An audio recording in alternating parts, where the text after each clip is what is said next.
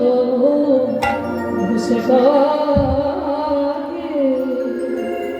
যদি তাই চলুন এবার আমরা সবাই পৌঁছে গেল মধুবাস ধাম বৃন্দাবন ধাম। তখন আমার দিবেছিলাম একবার প্রেম সে সবাই বলেন তো গৌর সুন্দরী কি ধনীটাও হলো কি এটাও জয় বললাম ধনীটা হলো কি এটা নাকি জয় এটা জয় নয় একটু প্রেম সে জয় দাও এত যদি জয় নেবে কত জোর শোনা যাবে এখান থেকে চলে যাবে বড়জোড়া আর এপারে বর্ধমান শোনা বড়জোড়া যাবে না খন্ডঘোষ যাক খন্ডঘোষ বৃন্দাবন যেতে এই বিশ্বাসটা রাখতে হবে যে শুধু এই বড়জোড়া এই সব জায়গা নয় কাছাকাছি নয় একেবারে চলে যাবে নয় সুরধনী গঙ্গায় একেবারে যমুনার ঘাট সেইভাবে ধনীটা দিতে হবে বিশ্বাসটা রাখতে হবে ওই দেখি একবার আমার নিতাই চাঁদ গৌর চাঁদের মতো হাত দুটো তোলো যাদের আছে তোলো যাদের নাই বলবো যাদের আছে তোলো হরি বল ওই হাতগুলো বলে সব হাত তোলো দেখি তুমি সবাই তোলো ওই এদিকে আমার বাবা ঠাকুর দাদা ভাইরা যারা আছে পিছনে যারা পড়েছেন সবাই দিকে হাত ধরে হাত তোলো দেখি আমার বাবা শ্রেষ্ঠ বাবা ঠাকুর দেখতে আমার মাঝে মাঝে ধসে যাচ্ছে কেন এই ধসাটা ভালো নয় ওখান থেকে সব পড়ে যাবে তাহলে দেখি সবাই দেখবেন আত্মনিবেদন করে বড় তৃপ্তি পাবে শান্তি পাবে শেষের দিনে জবাব দিতে পারবে যে আমি তোমার চরণে আত্মনিবেদন করেছি সবাই বলবে গৌর সুন্দরী কি নবদ্বীপের হাম কি সচিনী নন্দন কি বিষ্ণুপ্রিয়া কি নিতাই চাঁদ কি ভক্তবৃন্দ কি হরিবাস প্রধান কি সাধুগুরু বৈষ্ণব কি আপন গুরু চরণ কি কমিটি ভাই সব কি হরিনাম যজ্ঞ কি আজকে আনন্দ কি গ্রামবাসী কি নিতাই গৌর প্রণাম আমার হাতটা একটু ব্যথা করলো না কিন্তু একটা ব্যায়াম হলো এই যে অনেকক্ষণ নিচে ছিল না এই যে উঁচু হলো না একটা ব্যায়াম হলো চলো দেখি এবার যাই একটা ভজন গাইতে গাইতে বৃন্দাবন কিনা একটা ভজন হবে তো হবে তবে আমি আর আমার সম্প্রদায় না সবাই একসঙ্গে যাবো ওই একটু উলুধ্বনি দাও জোরে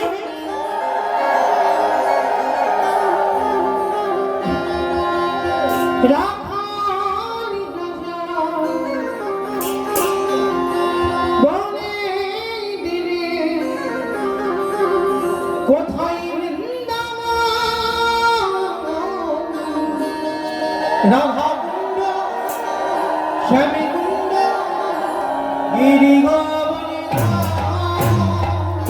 রামলাল রাজা বলে দিনে কোথায় বৃন্দাবন শ্যামকুণ্ড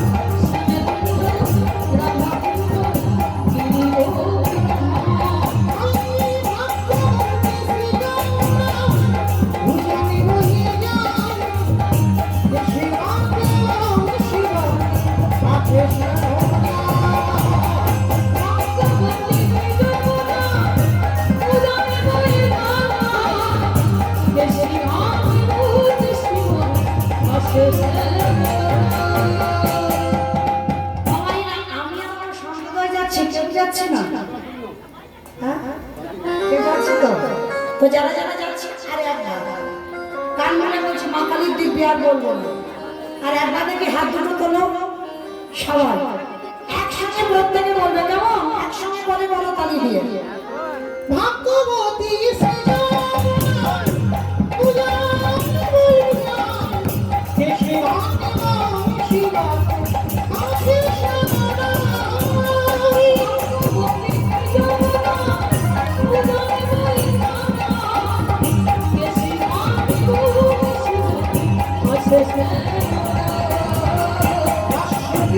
Yes,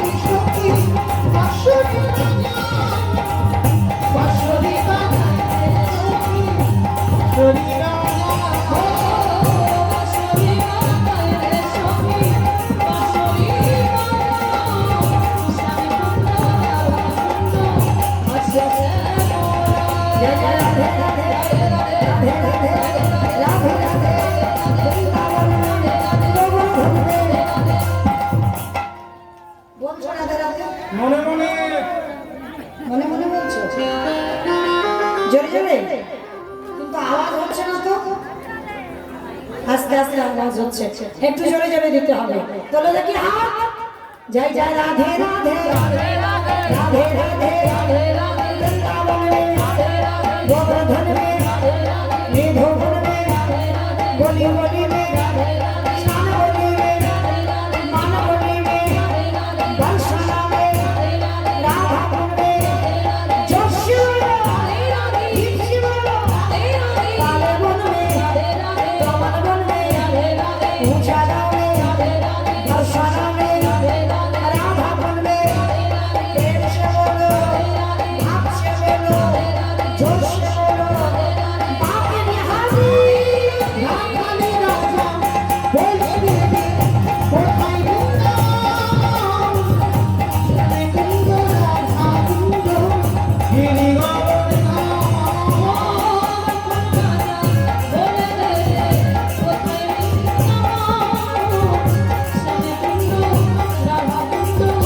गिरी प्रेम से बोलो राधा रानी की এই ধ্বনিটা তো রাস্তার উপরে ভালো করে উঠছে না, একটু জোরে রাধে করতে হবে। কেমন জয়ের ধ্বনিটা? আচ্ছা মা, তোমাদের এই গ্রামের শাশুড়ি বৌমাতে ঝগড়াটা হয় না? হয়? এখানেও হয়? আমি বলি ওটা আমার ডায়মন্ড হারবারে হয়। যাই হোক, আচ্ছা শাশুড়ি বৌমাতে ঝগড়া হলে যে গলাটা বার হয় সেই গলাটা এখন কীর্তনে একটু বের করো তো দেখি, একটু জোরে বলবে। কেমন বলো? রাধা রানী কি? তার মানে ঝগড়া হয়। বৃন্দাবনেশ্বরী কি? যমুনা মাইয়া কি? নন্দগাঁও কি? উচ্চারণ কি? বর্ষণ কি? ভক্তবৃন্দ কি? হরিদাস ধাম কি? সাধুগুরু বৈষ্ণব কি? রামদাসী বৃন্দ কি? কমিটি ভাষ্য কি? হরিনাম যজ্ঞ কি? গীতাই গৌর প্রেমাধারী। পৌঁছে গেলাম আমরা বৃন্দাবন, আর বৃন্দাবনে গিয়ে আছে সবাই আমরা আস্বাদন করব ভগবান কৃষ্ণচন্দ্রের গুরুদেব, যে গুরুদেবের নাম ছিল সন্দীপন মণি। আজকে আমরা আস্বাদন করব এই সন্দীপন মণির অতিথি সেবা। কীর্তন শুনলে কি হয়, কীর্তন গাইলে কি হয়, আর কীর্তন যারা শোনে না, ভালোবাসে না, খায় দায়, ঘরে ঘুমায় আর টিভি সিরিয়াল দেখে, ওদের যে কি গতি হবে আমার লীলার মধ্যে আজকে প্রকাশ পাবে। চলো দেখি একবার সবাই আমরা মন প্রাণ দিয়ে একটু লীলাটা আস্বাদন করবো মা। আর তো বেশিক্ষণ নয়, আর 1-1.5 ঘন্টা আপনাদের কাছে থাকবো। আর এইটুকু সময়ের মধ্যে কৃপা করে একটু মন দিয়ে শুনবেন। কেমন? এক মন থেকে যেন 2 মন হয়ে না যায়। আর কীর্তনের শেষে আমার 2টো প্রশ্ন থাকবে, উত্তর নেব, তারপরে আপনাদের গ্রাম থেকে যাব। আর উত্তর যদি না দিয়েছ আমি কিন্তু যাচ্ছি না। উত্তর দেবে তো? বেশ, তাহলে সেইভাবে শুনবে। কেমন? কারণ বাবা, সারা বছর ছেলে যখন লেখাপড়া করে, রেজাল্ট যখন হাতে আসে তখন বোঝা যায় কি করবো। তাহলে এতক্ষণ আমরা কীর্তন শুনবো, কীর্তনের শেষে 2টো উত্তর পেলে তবে জানবো বাড়িতে কিছু নিয়ে যাচ্ছে। কেমন? সেইভাবে একটু প্রথমটা শোনো, কারণ প্রশ্নটা প্রথম থেকেই আসবে।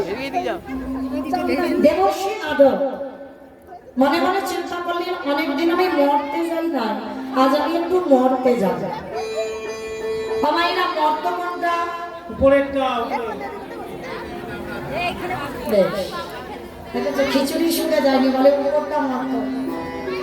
এটা তো স্বর্গ, যেটাই বসে আছেন এটা হচ্ছে মর্ত ধাপ। তা নারদ মুনি মর্তের মাটিতে নেমেছে, বিনাটা করে নিয়েছে। আর মর্তধামীর একজন মা, মাথাতে সিঁদুর আছে, শীতে সিঁদুর আছে, হাতে শাঁখা, আলতা পেড়ে শাড়ি পরে আছে। নারদকে দেখতে পেয়েছে। আরে ও নারদ, এদিকে সেদিকে আমার কাছে এসো। আমি ডাকছিলি মা? হ্যাঁ বাবা নারদ, আমি তোমায় ডেকেছি।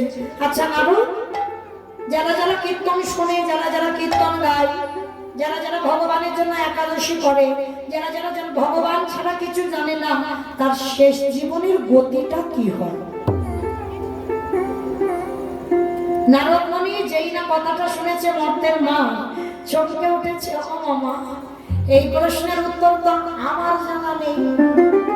সে কি, তুমি ভগবানের কাছে থাকো, ভগবানের কাছে ঘোরাঘুরি করো, ভগবানকে কীর্তন শোনা, আমার তুমি জানো না? তাহলে আমি উত্তরটা পাবো কার কাছ থেকে? নারদ বলছে, মা তুমি একটু দাঁড়াও, আমি একটু যাব আমার বাবার কাছে, আর বাবার কাছে উত্তরটা নিয়ে তোমাকে বলে যাব। নারদের বাবাকে ব্রহ্মা, নারদের বাবা হচ্ছে ব্রহ্মা। তা ব্রহ্মলোকে গেছে নারদ মুনি, ব্রহ্মলোকে গিয়ে ডাকছে, পিতা পিতা, বড় দায়ে পড়ে এসেছে। সে কি নারদ, তোমার আবার দায় কিসের? পিতা, যারা যারা ভগবানকে ডাকে, যারা যারা ভগবানকে ভালোবাসে, তার শেষ জীবনের গতি কি হবে? চতুর্মুখী ব্রহ্মা বললেন, নারদ, এ প্রশ্নের উত্তর তো আমার জানা নাই। সে কি, আমি জানি না, আমার বাবা তুমি জানো না, তাহলে কে জানে? বলে একজন জানলে জানতে পারে নারদ, যে গাঁজা ভাঙ খায়। কে গাঁজা খায়? ভোলানাথ ছাড়া কেউ তোমাদের গ্রামে কেউ খায় না? কেউ খায় না? তলে তলে অনেকে খায়, কিন্তু দেখো তাদের নামে বদনাম রটেছে? রটেনি। কিন্তু বাবার নামে বদনামটা রটে গেছে। যেখানেই বলবো, শুধু আমার ভারতে কেন, বাংলাদেশে গিয়ে যদি বলি কে গাঁজা খায়, একজনই নাম উঠবে, যেটা হলো বাবা ভোলানাথ। হ্যাঁ গো বাবা, ভালো করে বিচার করে দেখো তো, বাবা যদি ত্রিলোকের বৈষ্ণব হয়, বাবা কোনোদিন গাঁজা খেতে পারে? এখানে কেউ বলতে পারবে তুমি দেখেছো যে বাবা গাঁজা খাচ্ছে? দেখনি তো, তাহলে কোন সাহসে বলছো বাবা গাঁজা খায়? সবাই দিচ্ছে, তাই তো দিচ্ছ তো গাঁজা করকে। বাবা কি নিজের জন্য নেয়? নেয় না। বাবা ওই ভূত পেতনি নন্দী ডিঙ্গি ওরা খাবে বলে ওদের জন্য নেয়। বাবা বৈষ্ণব, আর যারা বৈষ্ণব পদ অবলম্বন করে বাবা, তাদের একটা চা পর্যন্ত খাওয়া নিষিদ্ধ। মানে চাটা পর্যন্ত নেশার মধ্যে পড়ে যায়। মানে আমাদের গুরু মহারাজদের আদেশ, বাবা আমাদের চাও খাওয়া যায় না। তাহলে আপনারা বিচার করে বলেন, তাহলে যদি একটা চা নেশার মধ্যে পড়ে, তাহলে বাবা গাঁজা খাই কি করে? কখনো বলো না বাবা গাঁজা ভাঙ খায় না। বাবার একটাই নেশা, যেটা হলো হরির নামের নেশা। এইবার কি বলেছে নারদ আর ব্রহ্মা, বাপটা গেছে শিব ঠাকুরের কাছে। আমার শিবের বাড়ি কোথায়? কৈলাস। দেখেছ আমি কি গাইবো, আমার থেকে তো বেশি জানি সব। বাবার বাড়ি কৈলাস।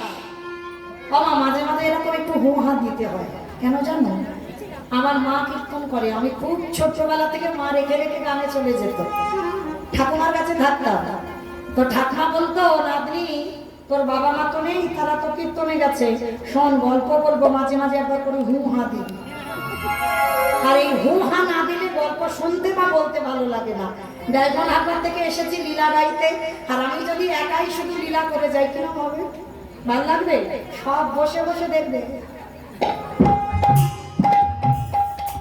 সব ঘুমিয়ে পড়ে যাচ্ছে। তার মানে মাঝে মাঝে একটু কথা বলতে হবে, আপন হতে হবে, আর আপন না হলে কীর্তন হবে না। আর আমি একটু কথা বলতে ভালোবাসি। আজকে শিবের বাড়ি কৈলাস। কৈলাসে গিয়ে দেখছে নারদ আর ব্রহ্মা, বাবা সেখানে নাই। নন্দী,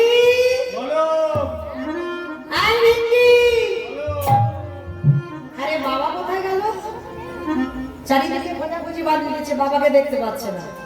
বলে দাঁড়াও, খুঁজতে হবে না, আমি দেখছি বেটা গেছে কোথায়।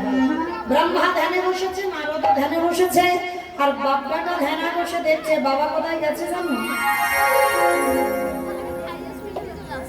শিব ঠাকুরের তো কৈলাস ছাড়া আরো একটা প্রিয় জায়গা আছে, বলো তো কোন জায়গা? শ্মশান। বাবা কি বলছে? আচ্ছা মা, আর একটা উত্তর দাও তো, শিব ঠাকুরের বাহনটা কি? ইঁদুর। ইঁদুর ষাঁড় মানে বৃষ। দেখেছো নামে কীর্তন করে, বলে শিবের বাহন ইঁদুর। এটা তো গণেশের বাহন, তাহলে শিব ঠাকুরের বাহন হচ্ছে ষাঁড় মানে বৃষ। ধ্যানাজমে দেখছে ব্রহ্মা নারদ, বাবা কি করছে জানো? বাবা ঘুরে বেড়ায় ষাঁড়ের পেটে। ও বাবা চড়ে বেড়ায় সারের পেটে আমার বাবা বুড়ো শিবির বাবা বুড়ো আমার বাবা বুড়ো শিবির বাবা বুড়ো বাবা ছোটে বেড়াই সারের পিঠে, বাবা ঘুরি বেড়াই সারের পিঠে। আমার বাবা বুড়ো শিবির শিবির ওই মন্দিরের বাবা বুড়ো শিবির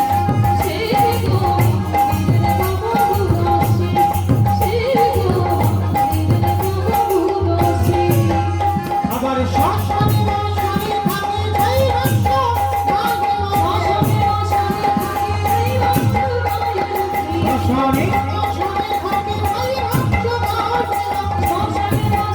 থাকে যাই রক্ত, বুকে হরি বলে বলে হরি বলে বলে। বাবা ছোটে বেড়াই বাবা ঘুরে বেড়াই সারের পিঠে, আমার বাবা বুড়ো শিবির শিবির।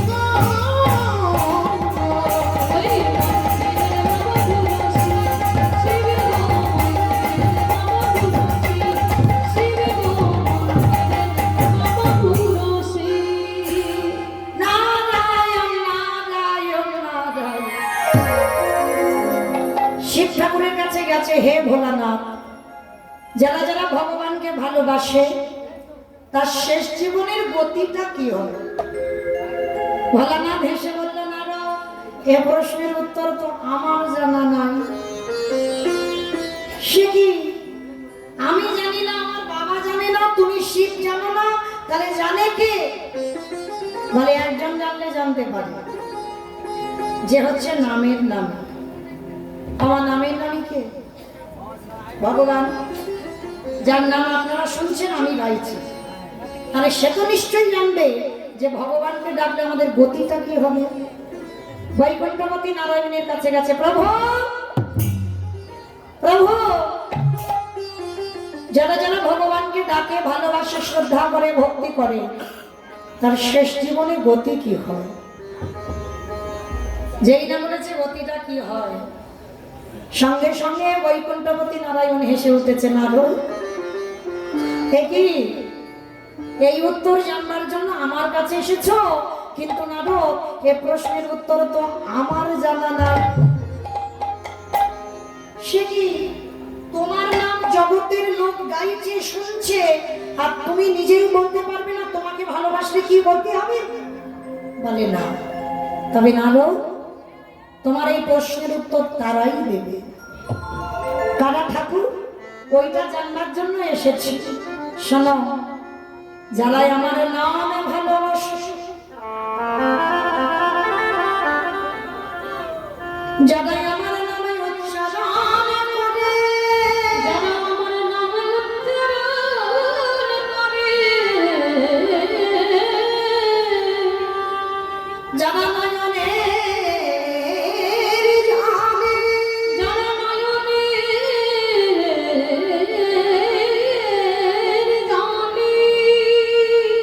কৃষ্ণ তোমার হলাম বলে, কৃষ্ণ তোমার হলাম বলে,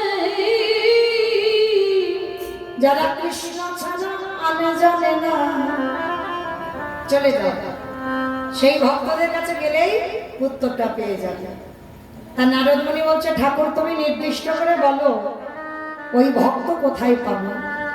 নারায়ণ বলছে, শোনো নারদ, ওই ভক্ত পেতে গেলেই আমাদের মর্তের মাটিতে যেতে হবে। মর্ত? ঠাকুর ওখানে তো সব খেতে যায় আর ঘুমাতে যায়। বলে নারদ, খাগ আর ঘুমা। তুমি জানো না ওদের এমন এমন চরিত্র আছে, এমন এমন ওদের ভিতরে ভক্ত আছে, যে সেবা দিলে তবে আমার সেবা হবে। চল, আমারও অনেকদিন ইচ্ছা ভক্তের বাড়িতে যাব, আমারও অনেকদিন যাওয়া হয়নি। ঠাকুর, তাহলে চলো। চারজনে যাচ্ছে বৈষ্ণব সেজে। কোথায় ভক্তের বাড়ি? মথুরা জেলার অন্তর্গত অবন্তী নগর গ্রাম। সেথায় সন্দীপনীর বাণী করিব বিশ্বাস মথুরা দেদার অন্তর্গতে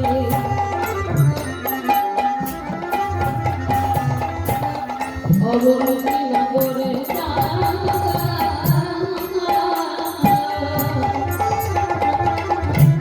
সেথা সন্দীপনী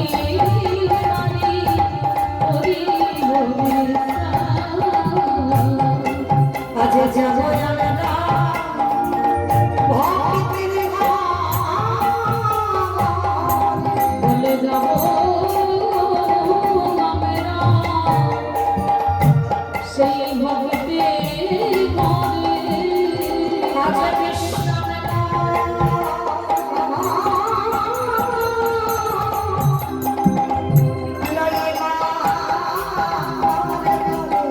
বলে যাব আমরা সেই ভক্তি মথুরা জেলার অন্তর্গতে অবন্তী নগর গ্রাম। ওই অবন্তী নগর গ্রামে ভগবানের গুরুদেব বাস করত, যার নাম হলো সন্দীপন। এইবার বাবা একটু মন দিয়ে শুনবেন। এই সন্দীপন মন ভগবান কৃষ্ণচন্দ্রের গুরুদেব। কৃষ্ণ বলরাম সুদামা সবাই পড়াশোনা করেছে এই সন্দীপনী মনির পাঠশালায়। আর এই সন্দীপনী মনি কেমন ভক্ত জানেন? প্রতিদিন ব্রহ্ম মুহূর্তে ঘুম থেকে ওঠে। ব্রহ্ম মুহূর্ত কাকে বলে মা? সূর্য উদয়ের 1 ঘন্টা 36 মিনিট আগে এই সময়কালকে বলা হয় ব্রহ্ম মুহূর্ত। আর এই ব্রহ্ম মুহূর্তে প্রতিদিন সন্দীপনী মনি যায় যমুনায় স্নান করতে। আর যমুনায় স্নান করে ওই ভিজে কাপড়ে দরজার ধারে বসে বসে কাঁদে। কেন কাঁদে? ভগবানের জন্য না। তাহলে কি নিজের সংসারের জন্য না? তাহলে কাঁদে কেন? প্রতিদিন সন্দীপনী মনে কাঁদে তার একটাই কারণ, তার একটাই সংকল্প ছিল, প্রতিদিন আগে আমি অতিথি সেবা দেব, তারপরে ভগবানের সেবা দেব, তারপরে নিজে প্রসাদ পাবে। এটা সংকল্প ছিল প্রতিদিনে। আর অতিথি সেবা যদি দিতে না পেরেছি, তাহলে বাবা সেদিন আমার ভগবানেরও সেবা হবে না, আর সেদিন আমার নিজেরও সেবা হবে না। কি মায়েরা একেবারে অন্য ধরনের ভক্ত নন? আস্তে আস্তে আস্তে আমরা কি করি বাবা? সকালবেলা হলো বাসি পোশাকটা ছেড়ে দিই, সংসারের কর্মে মেতে যায়। আবার অনেক অনেক ভক্তরা আছে আগে সকাল হলো স্নান করে ভগবানের কর্ম সেরে সংসারের কর্ম করে। আবার অনেক অনেক ভক্ত আছে বাবা তাদের বেড ট্রি দিতে হয়।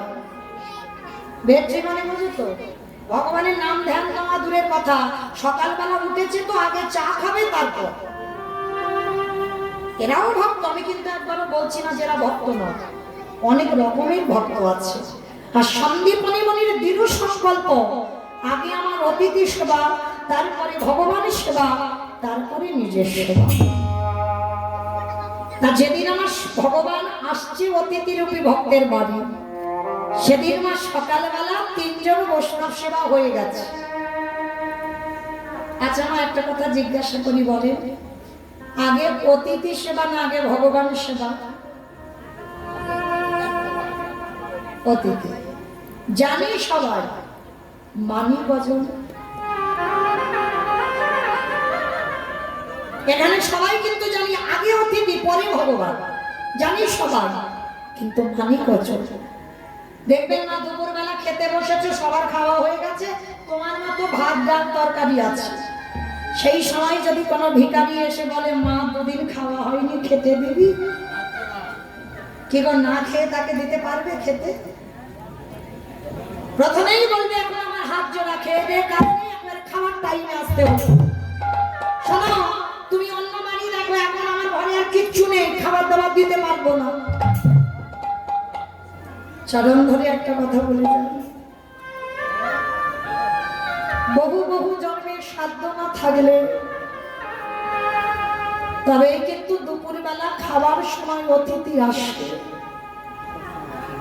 মনে রেখো মা, অনেক সৌভাগ্য হলে তবে তুমি অতিথি পাবে দুপুরবেলা তোমার সেবার সময়।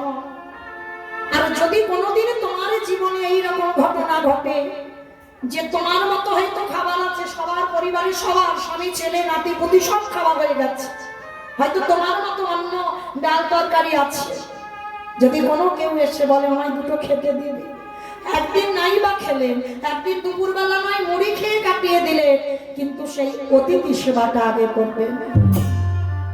কারণ বলা তো যায় না কখন কার ঘরে ভগবান কোন রূপে আসে। আর ভগবান যদি একবার তোমার দুয়ার থেকে বৈমুখ হয়, কোটি কোটি জন্ম মাথা ঠুকরেও ভগবানের কৃপার কোনোদিন পাবে না। তাই তো বলছে আগে অতিথি সেবা দিতে হবে, তারপরে ভগবান। ভগবান বললেন আমার থেকে আমার ভক্তকে যে বেশি ভালোবাসে আমি সারা জীবন তার চরণের দাস হয়ে যাই। পিতার গৌর হরি বল, হরি বল। যদি পেয়ে যান একজন ভক্ত, ভক্ত চরণ আঁকড়ে বসে অচিরেই কৃষ্ণ প্রাপ্তি হয়ে যায়। তার সন্দীপনী মনি সকালবেলা 3 জন বৈষ্ণব সেবা হয়ে গেছে। ভিক্ষায় সম্ভব, মানে নিজের বাড়িতে গুছানো অর্থ বলে কিছু নেই, ভিক্ষায় গেলে খাওয়া হয় আর ভিক্ষায় না গেলে খাওয়া হয় না। তো সন্দীপনী মনি অতিথি সেবা দিয়ে যা চাল ডালে জোগাড় করে অন্ন ব্যঞ্জন করেছে। অতিথি সেবার পর এইবার ভগবানের চরণে গিয়ে ডালাটা নিবেদন করছে। দয়াময়, ছোট্টবেলা থেকে তোমায় ডাকি, ছোট্টবেলা থেকে তোমায় ভজন, তুমি কি আমার ডাক শুনতে পাও না?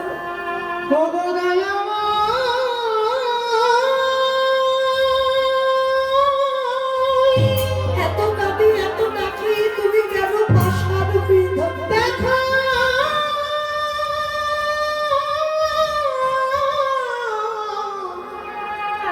দেখা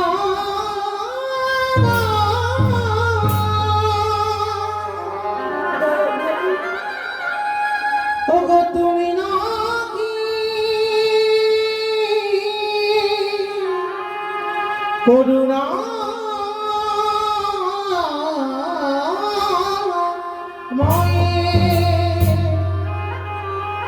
আমি যে বড় অপরাধী দয়াময়, তোমায় ডাকতে ডাকতে আমার দন্ত পুড়ে গেল, তোমায় ডাকতে ডাকতে আমার কেশ পেকে গেল। আমি কোথাও গেলে আমার ছকরা আলগা হয়ে গেল, তবু তুমি শুনতে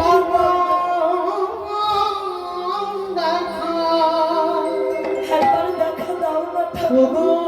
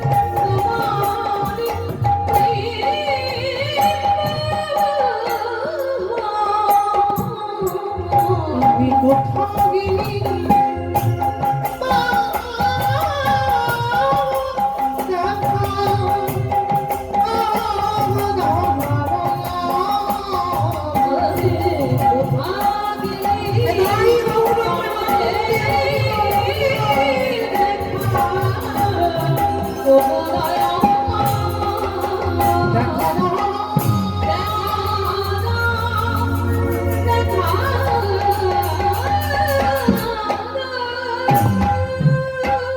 তাই মনোবাক্যে যদি নিষ্ঠাভাবে তুমি ডাকার মতো ডাকতে পারো, ভগবান তোমার দরজায় আসতে বাধ্য। সন্দীপনী মনে বসে বসে কাঁদছে, ঠাকুর ঘরে এখনো ডালা নিবেদন করেনি।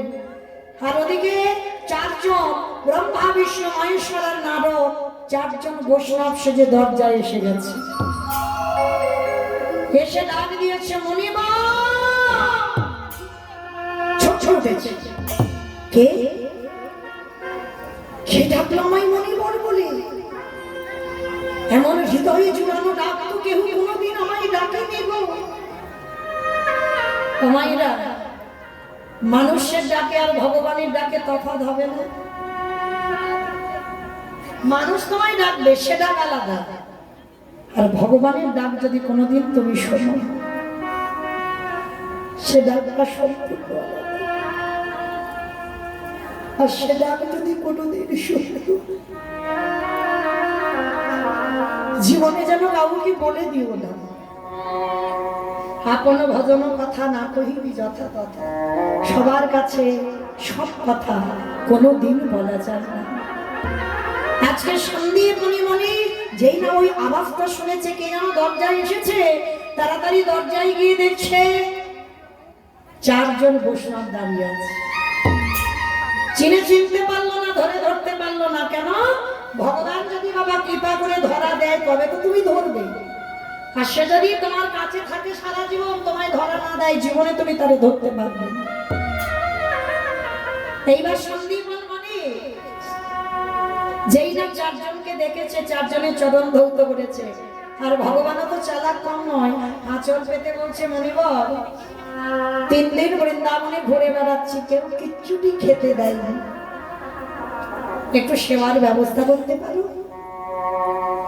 যেই না আঁচলটা পেতেছে ভক্তের দুয়ারে, হাইরে যিনি বিশ্বের স্রষ্টা মালিক ভগবান, যার কোনো কিছু অভাব নাই, যে মনে করলে বাবা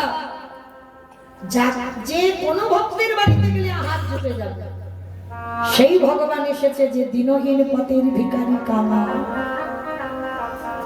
যার কোনো কিছু ক্ষমতা নেই, ভিক্ষাই সম্ভব। মনে রেখো না, ভগবান যাত্রার ঘরে যায় না, যে তার হয় ভগবান তারই ঘরে যায়। আর ভগবান কোনোদিন বড় লোকেদের নয়। মনে রেখো না, যার যত তালা বাড়ে তার তত জ্বালা বাড়ে। এটা বাস্তবে মিলিয়ে রাখবে। ছোট্ট একটা কুড়ে ঘরে বাস করতেন, অনেক শান্তি ছিল। আর যত তালা তৈরি করবে, যত রাজমহল তৈরি করবে, তুমি জীবনে আর সুখ ফিরে পাবে না। তালা হলেই তোমার জ্বালা অবধারিত হবেই হবে, কোনো ভুললে। আর জ্বালাটা যে কোথা থেকে আসবে তুমি বাবা ঘরে বসে টেরও পাবে না। তাহলে আজকে সন্দীপনী মনি বসে বসে কাঁদছে, দুয়ারে ভগবান অতিথি রূপে এলো। আর এমন ভক্তের ঘরে এসেছে যে ভিক্ষায় গেলে তবে খাওয়া হবে, আর ভিক্ষায় না গেলে খাওয়া হবে। এরাই হলো কৃষ্ণ ভক্ত।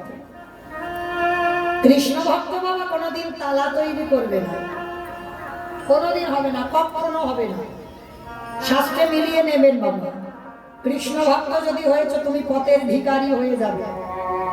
যে করে আমার আশ তারে করি না, সর্বনাশ নয়।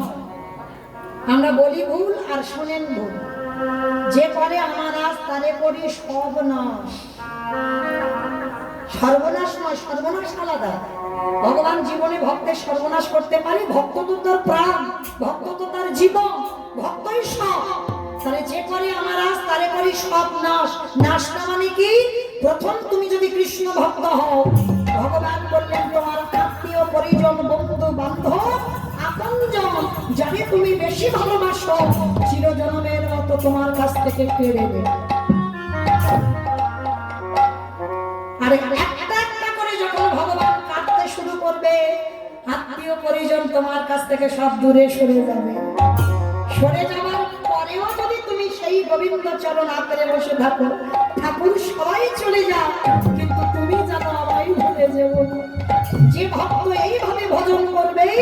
ভগবান বললেন তাকে আমি অন্তিম সময়ে আমার চরণের দাস করে রেখে দিই। নিতাই গৌর প্রেমানন্দে। যদি বলেন বাবা এটা মৌমিতা বলল যে কৃষ্ণ ভক্ত কাঙাল হয়, আমার কথা নয়। ভাগবতে সুদামার দিকে তাকিয়ে দেখেন কৃষ্ণের বন্ধু তার কি দুর্গতি হলো। মহাভারতে তাকিয়ে দেখেন বিদুর মনে করলে পারত না বাবা রাজপ্রাসাদের দুর্যোধনের সঙ্গে থাকতেই থাকলো না। কেন? ওই রাজপ্রাসাদে কৃষ্ণ ভজন হবে। লক্ষ্য করে দেখেন কান্দির জমিদার লালাবাবু, যে লালাবাবুর অন্নপ্রাশনে নিমন্ত্রণ পত্র ছাপানো হয়েছিল, সোনার পত্র। যারা যারা খেতে এসেছিল সোনার থালার উপর বাটি সোনার বাটিতে করে খেতে দিয়েছিল। সেই জমিদার লালা সবকিছু ত্যাগ করে দিয়ে বৃন্দাবনে কৃষ্ণ পাবার লালসায় পথের ভিখারি হয়ে গেল। লক্ষ্য করে তাকিয়ে দেখেন বাবা রঘুনাথ দাস গোস্বামী, ষোড়শ গোস্বামীর মধ্যে এক গোস্বামী হুগলি জেলায় আদি সত্য গ্রামে যার বাড়ি, জমিদারের ছেলে হিরণ্য দাস আর গোবর্ধন দাসের ছেলে। তিনি দেখেন রাধা কুণ্ডের তীরে গিয়ে কাঙাল হয়ে হাদাই হাদাই বলে কেঁদে নিজের দেহটাকে সমাধিস্থ করে দিল, সবকিছু ত্যাগ করে দিল। দেখেন তাকিয়ে গ্রন্থের দিকে নরোত্তম জমিদারের ছেলে, সেই জমিদারের ছেলে বাবা মাকে ত্যাগ করে মায়ামোহ কাটিয়ে দিয়ে সংসার ত্যাগ করে চলে গেল বৃন্দাবনে রাধারানীর চরণ ভজন করবে। তাহলে যারা যারা জমিদার, যারা যারা ধনী ছিল, কৃষ্ণকে ভালোবেসে সব পথের ভিখারি হয়েছে। তাহলে ভগবান ভক্তকে চৈতন্য দিল, কৃষ্ণ ভক্ত যদি হয়েছ তোমার কোনোদিন তালা তৈরি হবে। তাহলে আজকে সন্দীপনী মনির ঘরে এসে দাঁড়িয়েছে যে নিজের পেটের ভাত জোগাড় করতে পারে না। আর যেই না খেতে চেয়েছে সন্দীপনী মনি তো জানে আমি চাল ডাল ভিক্ষা করে এনে রেখে দিয়েছি, আর ওইটুকু রান্না করে অতিথি সেবা হয়ে যাবে। আর যেই না বাবা চাল ডালটা খুঁজতে গেছে, গিয়ে দেখে না একটাও চাল ডাল হাড়িতে পড়েনি। কি হলো গো? সব নাশ করে দিয়েছে, কিচ্ছু নেই।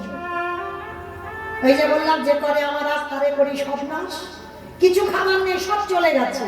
খেলো কে? ভগবান ওদের বাড়িতে এসে হরণ করে নিয়েছে। পরীক্ষা করতে হবে না ঘষে মেজে ও আমার ভক্ত না আমার নকল ভক্ত।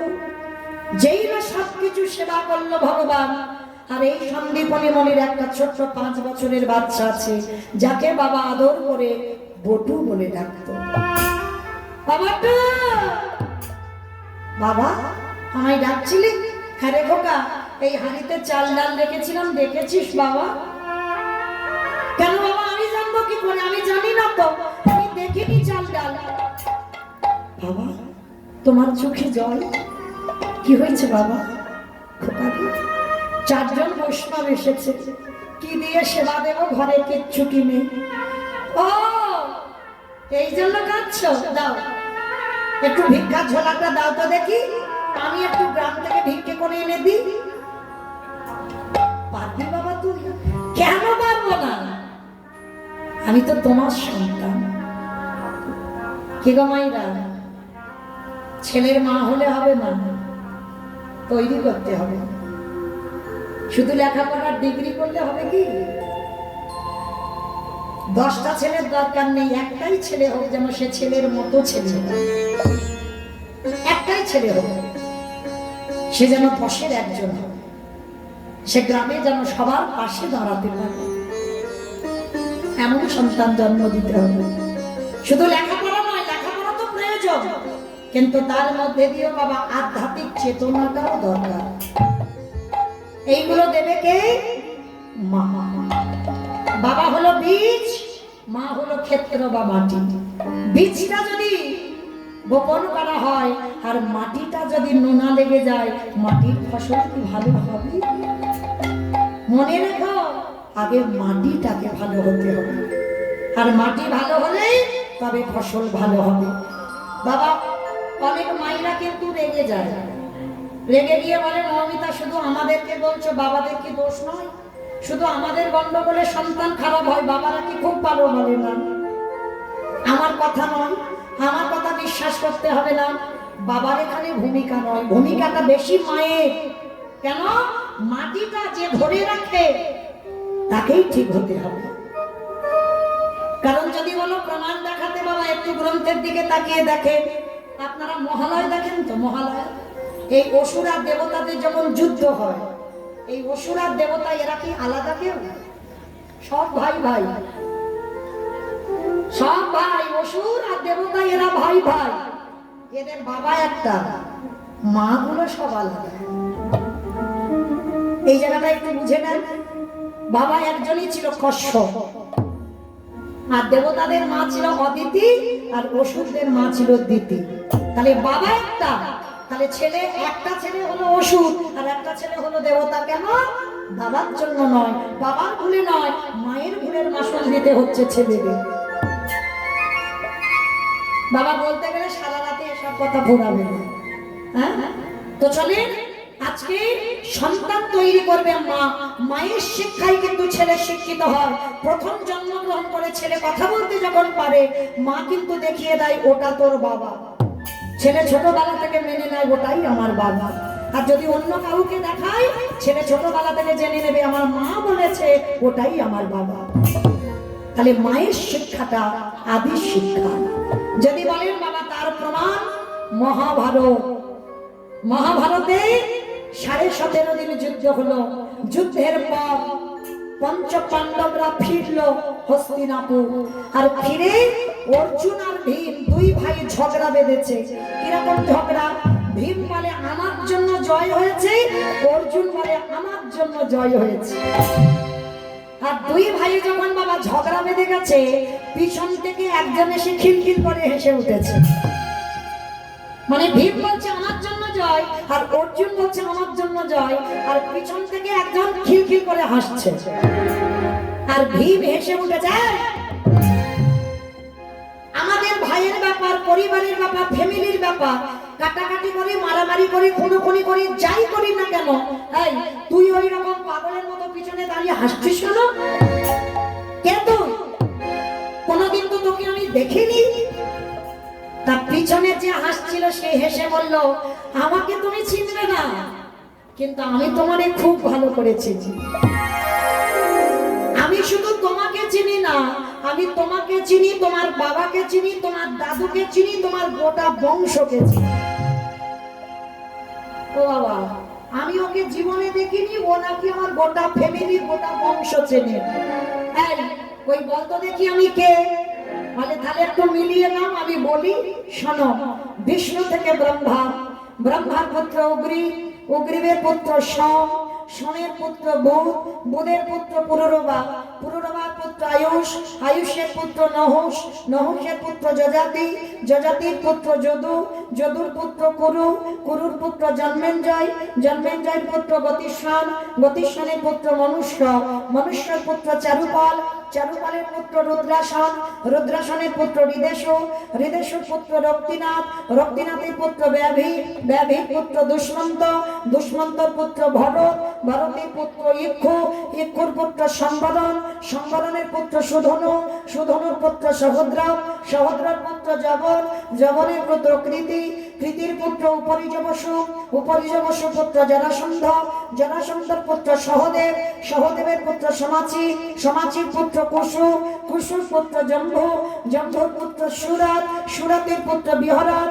বিহরাতের পুত্র আজুকানু, আজুকানুর পুত্র অগ্রধর, অগ্রধরের পুত্র দেবঋষি, দেবঋষির পুত্র ঋক, ঋকের পুত্র বিধি, বিদিকের পুত্র পতিত, পতিতের পুত্র শান্তনু, শান্তনুর পুত্র বিচিত্রবীর্য, বিচিত্রবীর্যের পুত্র পাণ্ডু, পাণ্ডুর পুত্র ভীম, ভীমের পুত্র ঘটোৎকচ, আর ঘটোৎকচের পুত্র পিছনে যে হাসছিল নাম হলো তার বর্বরী।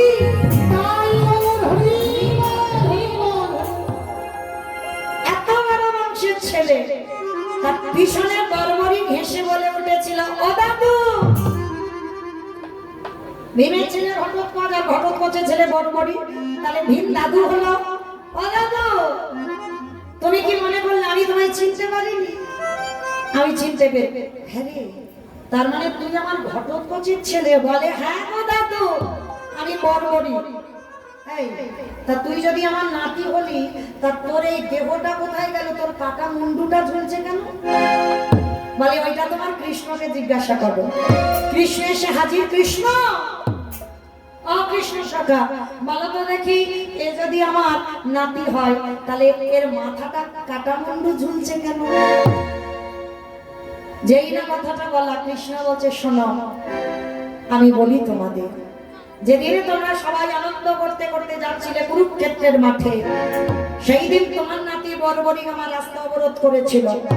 অবরোধ করে বলেছিল, কৃষ্ণ আমি যদি একবার মাঠে খেলতে নামি, পারবে না কোনোদিন পাণ্ডবদের জয়ী করাতে, আর খেলতে যদি হয় আমি দুর্যোধনের পক্ষ নিয়ে খেলব। ভগবান বললে, হ্যাঁ রে, তোর দাদু তো ভীম, তা তুই ভীমের দলে না গিয়ে তুই দুর্যোধনের দলে যাচ্ছিস কেন? বলে ওইটা আমি এখন বলতে পারবো না, তবে সময় যদি কোনোদিন হয় আমি তোমাকে বলবো কেন দুর্যোধনের দলে গেলাম। ভগবান মনে মনে ভাবছে একে একটু পরীক্ষা করতে হবে, কত বড় বীর। বর্বরী, তাহলে একটু প্রমাণ দেয় কত বড় বীরত্ব অর্জন করেছিস। বলে কি প্রমাণ? যেখানে দুইজনের কথা হচ্ছিল বিশাল বড় একটা বট গাছ ছিল। বর্বরী, একটা বান নিক্ষেপ করবি, একটা বানে যেন সব পাতাগুলো ছিদ্র হয়ে যাবে। বলে কৃষ্ণ, এত সোজা ব্যাপার।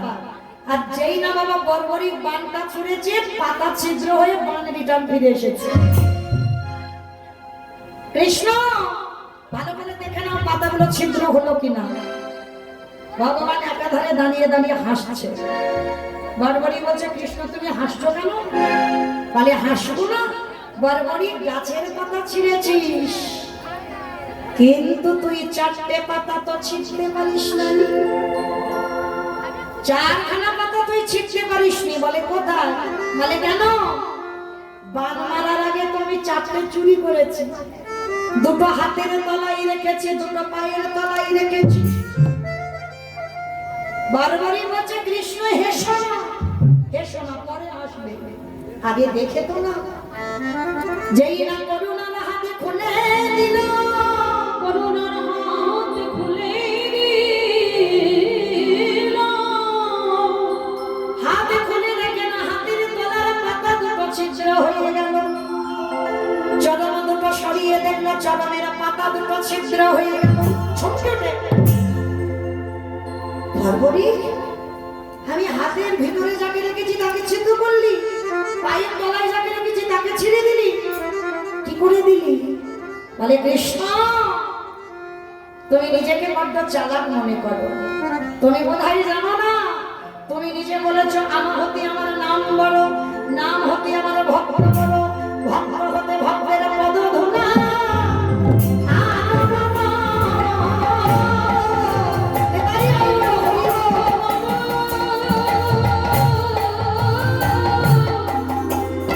ভালোবাসি ভক্তের পদ ধুলা,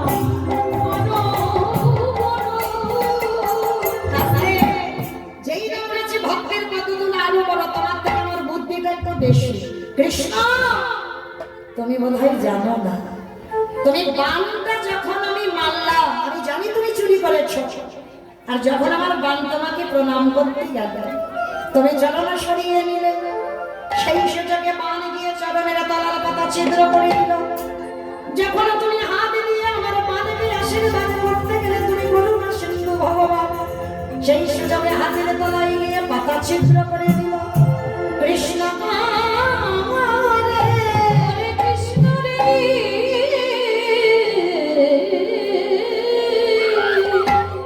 ভগবান মনে মনে ভাবছে এটার হাত থেকে পাণ্ডবদের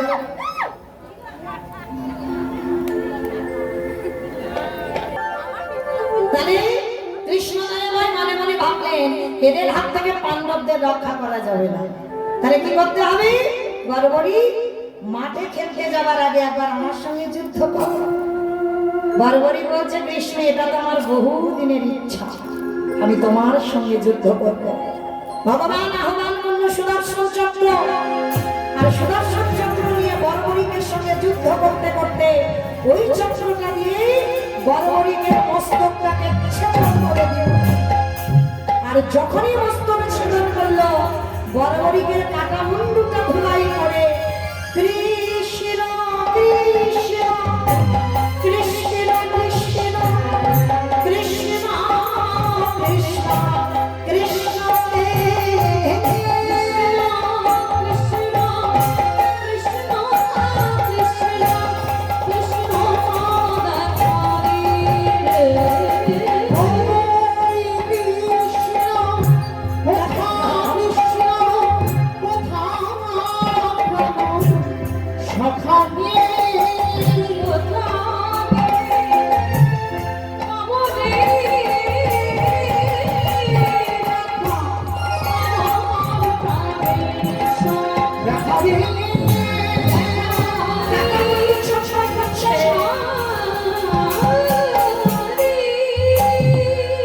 ছুটে গেল ভগবান, বর্বরিকের কাটা মুন্ডুটা তুলে নিয়েছে। বর্বরিক, কেন বললি না? কেন বললি না তুই আমায় এত ভক্তি করিস, এত ভালোবাসিস? বর্বরিকের কাটা মুন্ডু কথা বলছে,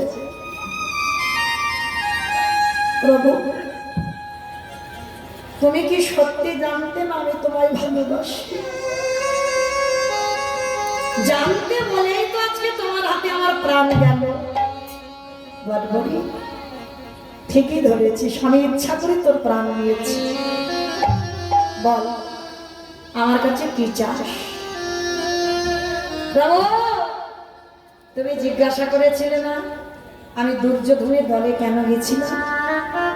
আমার পাণ্ডবরা দাদু থাকা সত্ত্বেও দাদুদের সঙ্গ করিনি। কেন জানো? আমার মা ছিল কামকালিকা। আমার মা চরিত্রটা কেমন হওয়া উচিত দেখো। বর্বরিকের মা ছিল কামকালিকা। অনেকে বাবা বলে মৌরবী, যেই কামকালিকা সেই মৌরবী। আর সেই কামকালিকা ছোটবেলা থেকে শিখিয়েছিল বর্বরী, যদি কোনোদিন যুদ্ধ করতে হয় তোর দাদুদের দলে হয়ে যুদ্ধ করবি না, তুই শত্রু দলে যাবি। কেন? যদি শত্রু দলে যাস তাহলে তোর দাদুর হাতে তোর মরণ হবে। আরে তোর দাদুরা হলো কৃষ্ণ ভক্ত, যদি একেবারে কৃষ্ণ ভক্তের হাতে তোর প্রাণ চলে যায় তাহলে তোকে আরে অসুর বলে আসতে হবে না, করে দেবে লোকে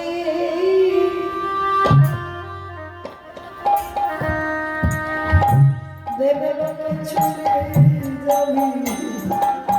ওরে এই আশীর্বাদ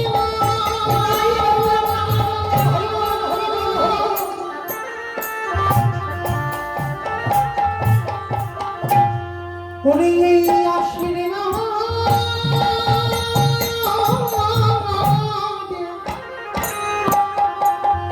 আমি করিলাম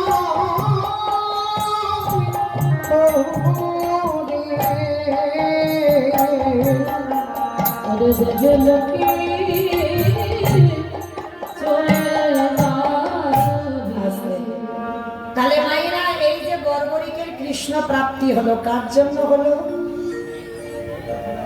কার জন্য হলো? মায়ের জন্য। তাহলে মায়ের শিক্ষাটা ছোটবেলা থেকে কেমন দেওয়া ছিল? তাহলে মায়েরা, মায়ের জন্য সন্তান তৈরি হয়। আচ্ছা বলো তো, আমি লীলাতে কোথায় ছিলাম? সে আমার গন্ডগোল হয়ে গেছে, বলো কোথায় ছিলাম, ভুলে গেছে। হ্যাঁ বাহ, শুনেছি শুনেছি। সেই সন্দীপনী মনের ঘরে বাবা ছেলেকে বলছে, খোকা তুই পারবি ভিক্ষায় যেতে? কি মাইরা, এখানে ছিলাম তো, চলো আবার এখান থেকে যাই। এটাই হলো তত্ত্ব বাবা, যেখানে যাই না কেন আবার গোড়াতে ফিরতে হবে। আর বলতে বলতে চলে যাচ্ছি আর ফিরতে পারছি না, এটা নিয়ম না, হঠাৎ তুম করে শেষ হবে না। তাহলে আবার সেখানে এলাম। এইবার সন্দীপনী মণি ছোট্ট ছেলেটা বাবাকে প্রণাম করলো। বাবাকে প্রণাম করে পাশে ভগবানের মন্দির, প্রণাম করে বলছে, কৃষ্ণ আমি যাচ্ছি ভিক্ষায়, আমার জন্য নয়, আমার বাবা মার জন্য নয়, আমি যাচ্ছি অতিথি সেবার জন্য চাল ডাল আনতে। ছোট্ট ছেলেটা বেরিয়ে পড়লো। আর এদিকে ভগবান তো ওদের বাড়িতে অতিথি রূপে বসে আছে, বসলাম সেজে। হায় হায় হায় হায়, এলাম ওর বাবাকে পরীক্ষা করতে, ও ছেলে এখন বাধা হয়ে দাঁড়াচ্ছে। এখন কি করবো? দাঁড়াও, ছেলেটাকে একটু ঘষে মেজে নিতে হবে। কিরকম ঘষে মেজে নিচ্ছে দেখো। ভগবান নিজের দেহ থেকে বাবা একটা বটুর মূর্তি বের করেছে, মানে হুবহু একই রকম দেখতে। ভগবানের তো অভাব নেই কিছু, আর ওর মতো ছেলের রূপ ধরে গোটা গ্রাম ভিক্ষা করে নিয়ে চলে এসেছে। আচ্ছা বলো তোমার, একটা ছেলে যদি আপনাদের এই গোটা গ্রামে 5 মিনিট আগে ভিক্ষা করে নিয়ে যায়, আবার যদি ওই ছেলেটা 5 মিনিট পরে যায়, ভিক্ষা দেবেন? মেরে তাড়া করবে না? সবাই বলবে না, এই 5 মিনিট আগে এসেছিলিস, আবার এসেছিস, দেবো না, বেরিয়ে যা, কিংবা বলবেন না? ভগবান এই পরীক্ষাটা ওই ছোট্ট ছেলেটার উপরে নিল, নিজে বটু সেজে গোটা গ্রাম, গোটা মথুরা ভিক্ষা করে নিয়ে চলে গেছে। মানে কারোর বাড়ি ফাঁকা রাখেনি ভগবান। 5 মিনিট পরে আবার ছোট্ট ছেলে আসল বটু যাচ্ছে। কৃষ্ণ ছাড়া কে আছে রামা, বিশ্ব চরাচর মাঝে, বিশ্ব চরাচর মাঝে, কৃষ্ণ ছাড়া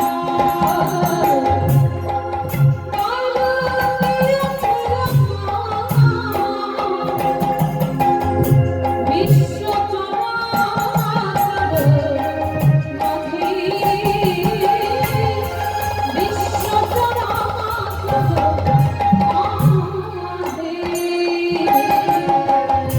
সে ছিল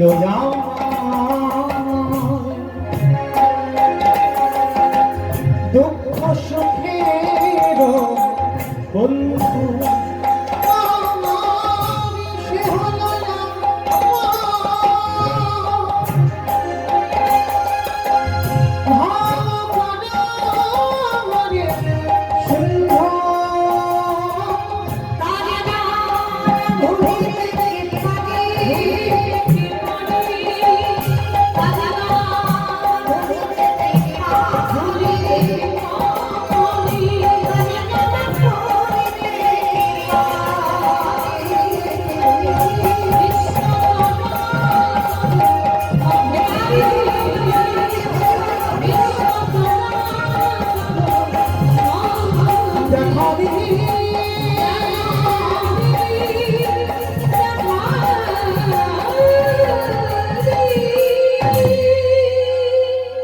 যেই না ছোট্ট ছেলে গিয়ে দাঁড়ালো, সমস্ত ব্রজমাইরা বলে উঠলেন, সকালবেলা তোর বাবা ভিক্ষা করে নিয়ে গেল, 5 মিনিট আগে তুই ভিক্ষা করে নিয়ে গেলি, আবার আবার তোর বাবা তোকে পাঠিয়েছে, দেখাচ্ছি মজা তোকে, দাঁড়া। সবাই মিলে বেতের বাড়ি দিয়ে ওই ছোট্ট শিশুটাকে বেতটা ভাত, দূর হয়ে যা, বেরিয়ে যা, দূর। কৃষ্ণ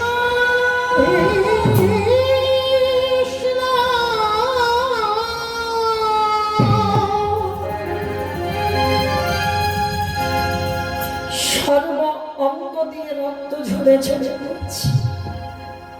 কৃষ্ণ একবার যদি জানতাম তোকে যারা ভালোবাসে তাদের জীবনে এত কষ্ট হয়, তুই তো ভালো করে জানিস এ জীবনে আমার জন্য আমি কিছু করিনি, এ জীবনে কোনোদিন আমার জন্য কিছু চাইও নি। আমি চেয়েছি অতিথি সেবার জন্য চাঁদা, আমার বাবা মার জন্য নয়, আমার জন্য নয়, বৈষ্ণব সেবার জন্য। তা ঠিক আছে, তুই যখন দিলেই না জোগাড় করে, আর আমি বুঝতে পারিনি তোকে ভালোবাসলে এত কষ্ট হয়। ঠিক আছে, তবে শোন কৃষ্ণ, এ জীবনে আমি অতিথি সেবা দিতে যদি না পারি, এই জীবন আমি আর রাখবো না।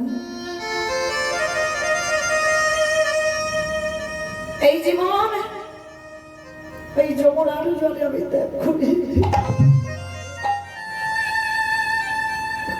আমি আর জীবন রাখবো না।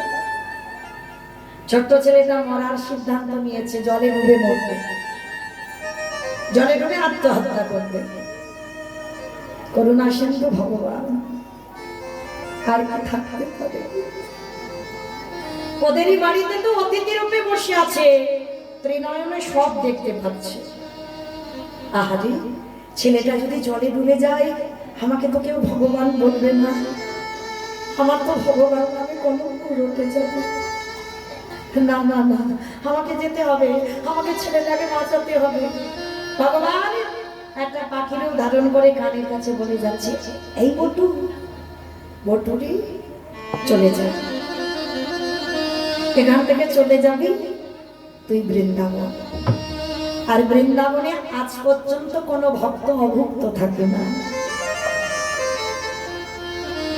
এটা আমার রাধারানীর মহিমা। আমার গোবিন্দের কাছে প্রতিজ্ঞা রেখেছে আমার রাধারানী, বধূ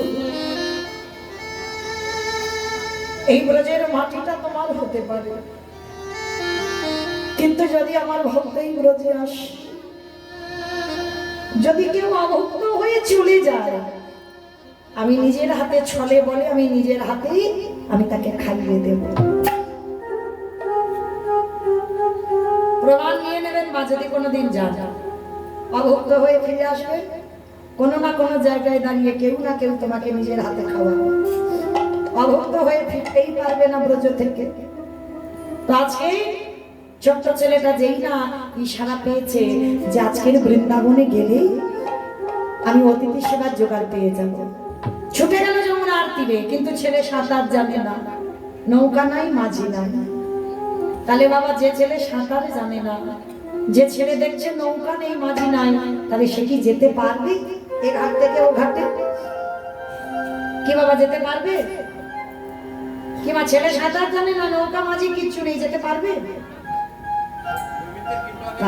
হ্যাঁ, বিশ্বাস, বিশ্বাসটা তোমার রাখতে হবে। এটা তো আপনাদের এখানে কারণ নেই, যারা শুনছে তাদেরও নেই, যে গাইছে তারও নেই। বিশ্বাসটা রাখতে হবে, কারণ একদিন না একদিন তো যেতে হবে বাবা। তাহলে রাখলে তুমি রাখবে, মারলে তুমি মারবে। কি বাবা আছে বিশ্বাস? যদি থাকতো, ছেলে মেয়েদের অসুখ বিসুখ হবে প্রাথমিক ডাক্তার, সে যদি ভালো না করলো, কলকাতার পিজি ভর্তি করলো, 6 মাস চিকিৎসা হলো, সেও ভালো হচ্ছে না। এবার ভেলোর চেন্নাই যাচ্ছে, সেও ভালো হচ্ছে না।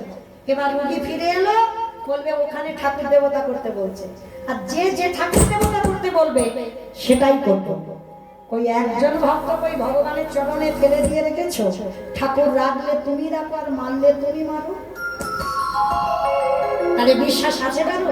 কারণ নেই। কেউ বলতে পারবে না আমি রেখেছি, আমি পেরেছি, কারণ ওটা কারোর মধ্যে নেই। ছোট্ট ছেলেটা বলল, কৃষ্ণ বাবা বলেছে যে বিপদে পড়ে যারা নাকি তোকে স্মরণ করে, তুই নাকি পার করে দিস। চল আজ আমি দেখি তুই আমাকে পার করাস কিনা। আমি তো সাঁতার জানি না। বাবা গটগট করে নেমে গেছে জলে, আর গলা পর্যন্ত জলে নেমে গেছে। আজ একটু গেলেই পাপ পিছলেই জলে ডুবে যাবে। চোখ দুটো বন্ধ করে দিয়েছে, কারণ তাকিয়ে তাকিয়ে তো মরা যায় না। চোখ বন্ধ করে দিয়েছে, আর চোখ বন্ধ করে দিয়ে এক পা দুপা করে জলে নামছে, আর নিজে অজান্তে বলে উঠল,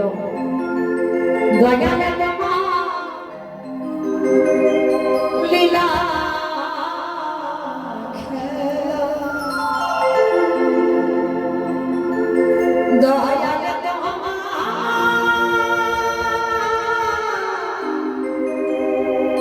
লীলা খেলা ওগো বোঝা বড়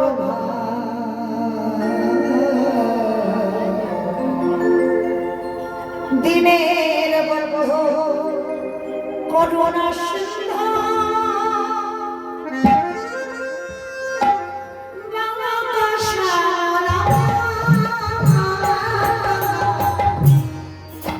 দয়াল করুণা সিন্ধু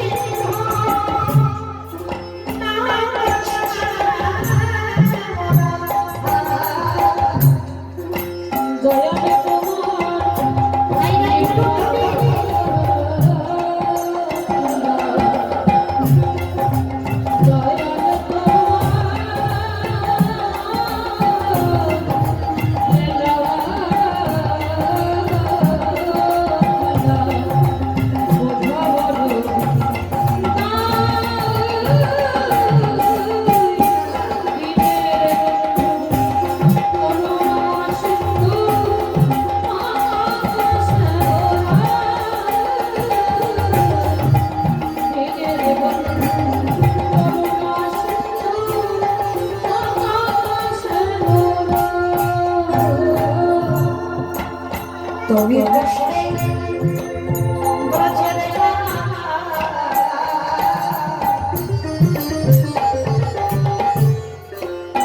নদিয়া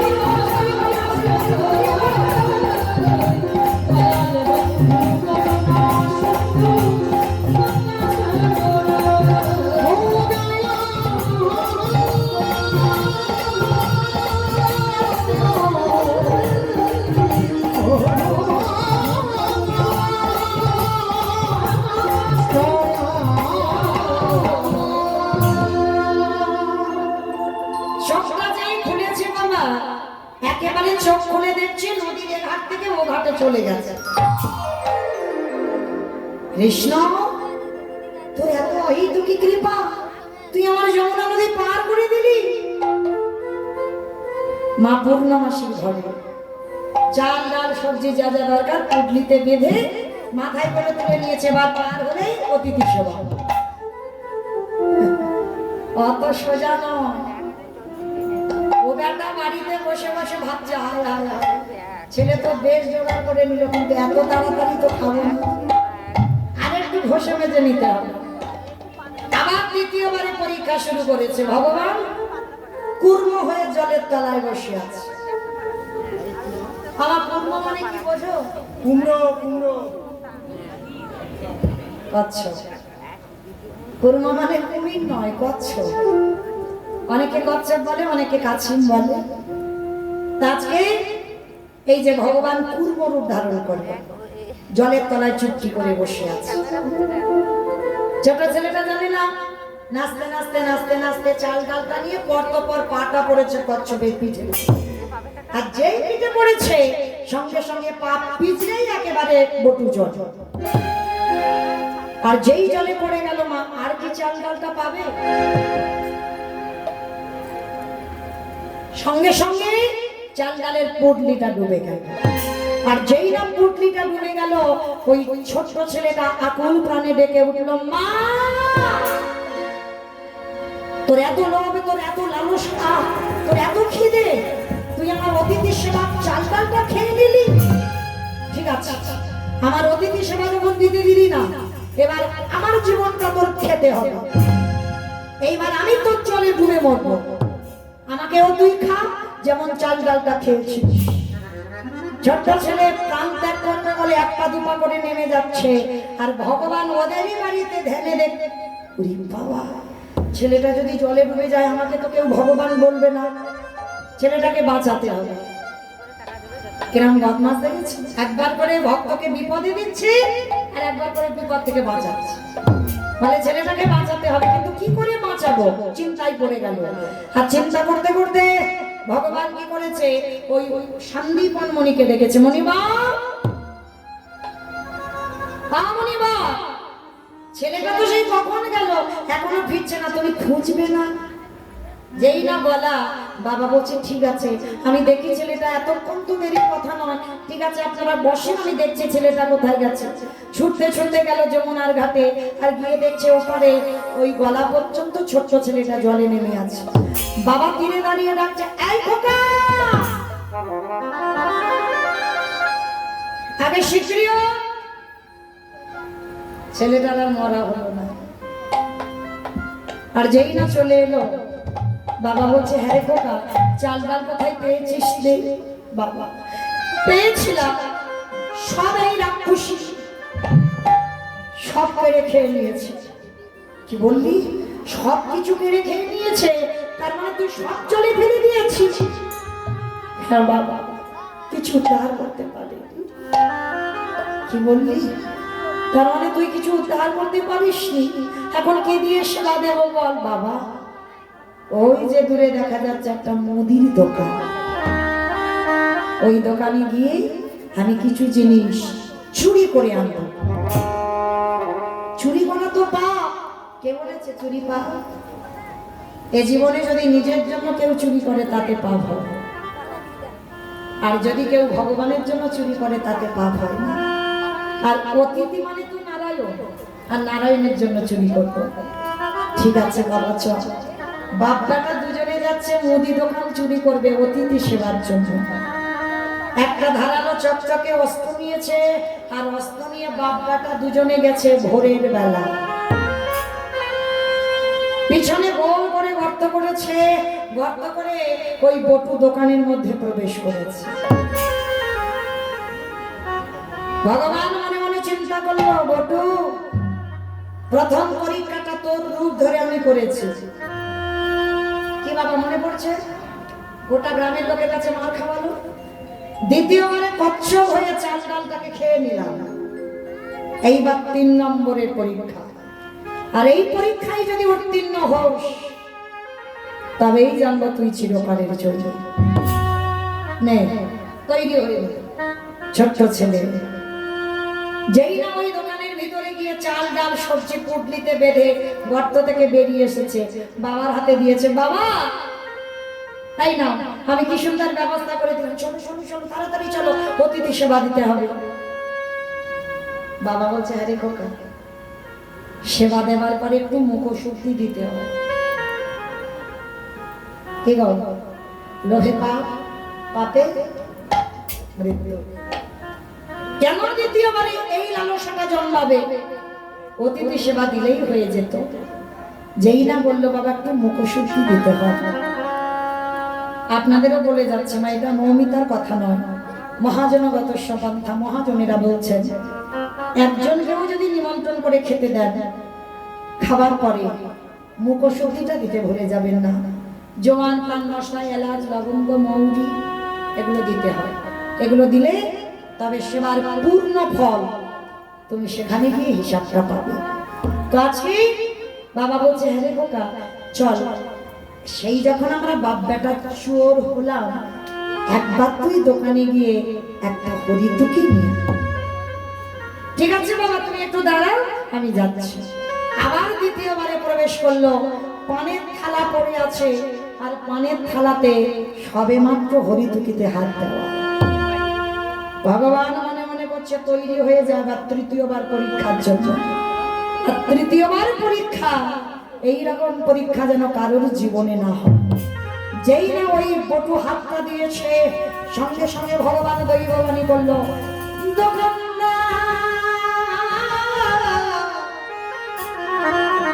কেমন করে কালে নিদ্রায় ঘুমালো না,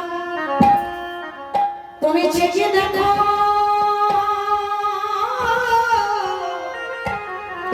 তোমাদের নদী দোকানে কেমন চুরি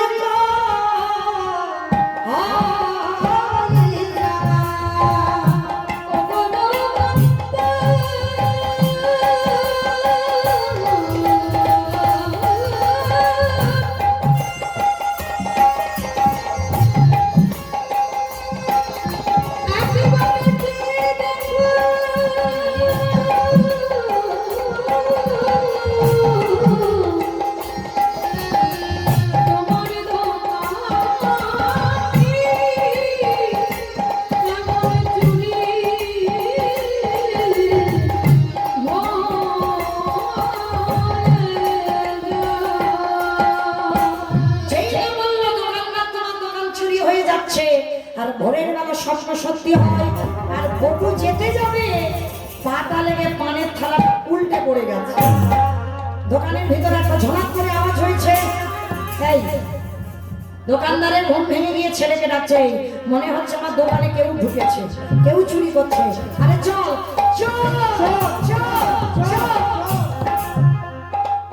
চোর চোর বলতে বলতে দোকানদার দোকানে ঢুকছে, আর কান্না প্রাণের ভয় হয়। সবে মাত্র হাতে হরিতকিটা নিয়ে গর্ত দিয়ে মাথাটা আর দুটো হাত সবে বের করেছে, গোটা দেহটা দোকানের ভিতরে পড়ে রইল। ছেলেটার জীবনে কাল ঘনিয়ে এলো, তবু বুঝতে দিল না যে আমি ধরা পড়ে গেছি। হাসি মুখে যে বাবার হাতে হরিতকিটা দিয়েছে, বাবা যাও, তুমি তো কত চিন্তা করছিলে কি করে অতিথি সেবা দেবে,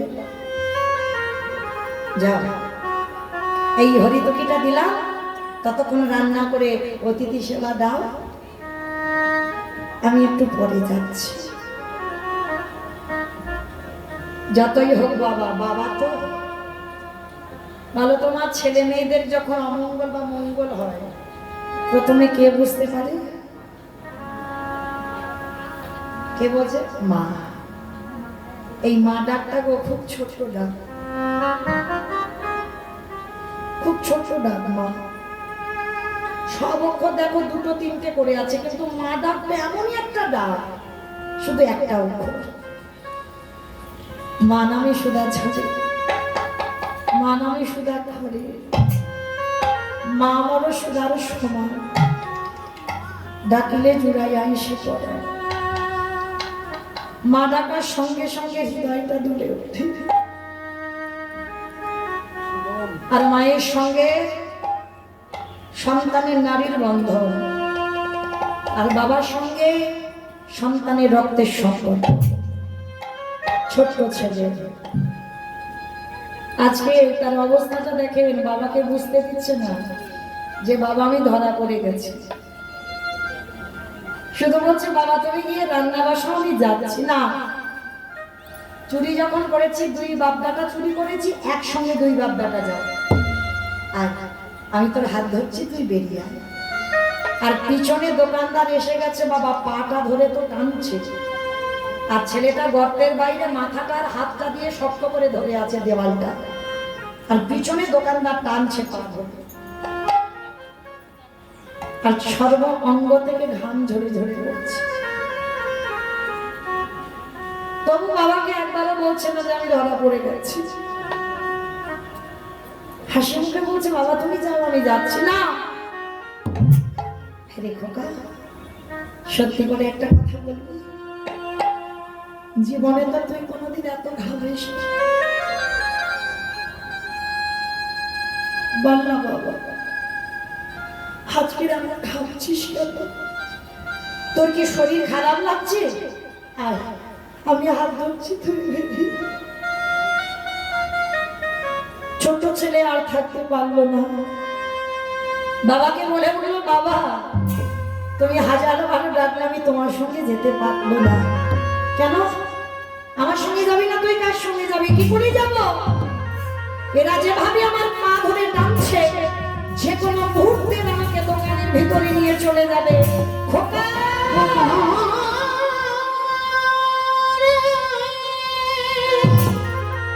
কি বললি?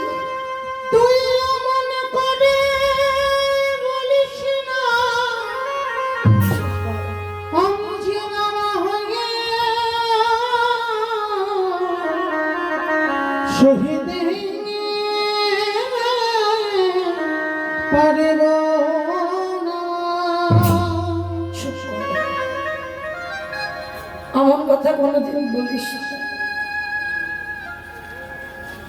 আমি তোকে বারবার বলেছি চুরি করতে গিয়ে আমরা ধরা পড়ে যাব, তুই শুনবি না। সেই চুরি করতে সকাল হলে সবাই বলবে আমি ব্রাহ্মণ, আমি চোরের বাবা। এর থেকে যদি আমার মৃত্যু হয়ে যেত দুঃখ হতো না। না বাবা, অন্যায় আমি করেছি, দোষ আমি করেছি, ভুল আমি করেছি, শাস্তিটাও আমি পাবো। বাবা একটা কাজ করবে, কাল সকালে যাতে কেউ বুঝতে না পারে আমি চোর, তুমি আমার বাবা। এই সকালবেলা হওয়ার আগে তুমি একটা কাজ করো, যে অস্ত্র দিয়ে আমরা গর্ত করেছিলাম ওই অস্ত্রটা দিয়ে তুমি আমার মাথাটা কেটে নিয়ে চলে যাও। চুপ কর, চুপ কর। এই জগতে কোনো বাবা মা পারে না নিজ পুত্রকে বলি দিতে। কে বলেছে? কে বলেছে কোনো বাবা মা পারে না নিজ পুত্রকে বলি দিতে? তুমি এত গ্রন্থ পড়েছ, মহাভারতে তুমি কর্ণের চরিত্র পড়নি কি? মা কর্ণের কথা শুনেছ? মা পদ্মাবতীর ঘরে ভগবান যায়নি অতিথি রূপে? আর এই পদ্মা মাকে গিয়ে বলেছিল, পদ্মা শুনলাম তোমার স্বামী নাকি বড় দাদা হয়েছে,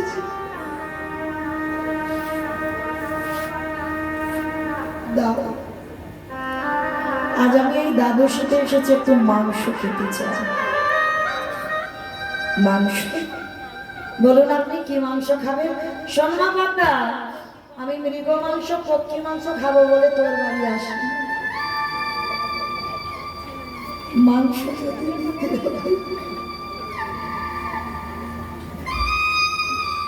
তোর একমাত্র তোর একমাত্র বুকের ধর, তোর একমাত্র মা বলা সম্পদ, তার দেহটা হাড়ি কাটে রেখে ওই ছোট্ট ছেলেটার মস্তক ছেদন করে দেহটা টুকরো টুকরো করে মাংস করে আমার রান্না করে দেবে। পদ্মামা বলেছিল, বা ঠাকুর বা, এটা তোমার কেমন করে,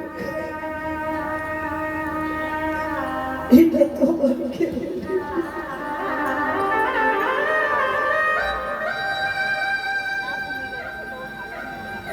যে সন্তানকে আমি গর্বে ধরেছি তাকে আমি নিজের হাতে কেটে দেব কি করে?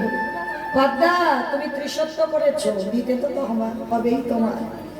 তোমার স্বামী নাকি দাতা, যে যা চাই তাকে তাই দেয়। দাও, তোমার ছেলেকে বলি দিয়ে আমার মাংস করে দাও। বেশ, যে ছেলে বলি হবে একবার তার কাছে গিয়ে অনুমতিটা নিয়ে আসবে। এই ছেলেটার নাম ছিল বিষকেতু। বিষকেতু হরিনামের খেলা খেলছে, তার অন্য কিছু খেলা ছিল না বাবা, সর্বদা হরিনামের খেলা ছিল।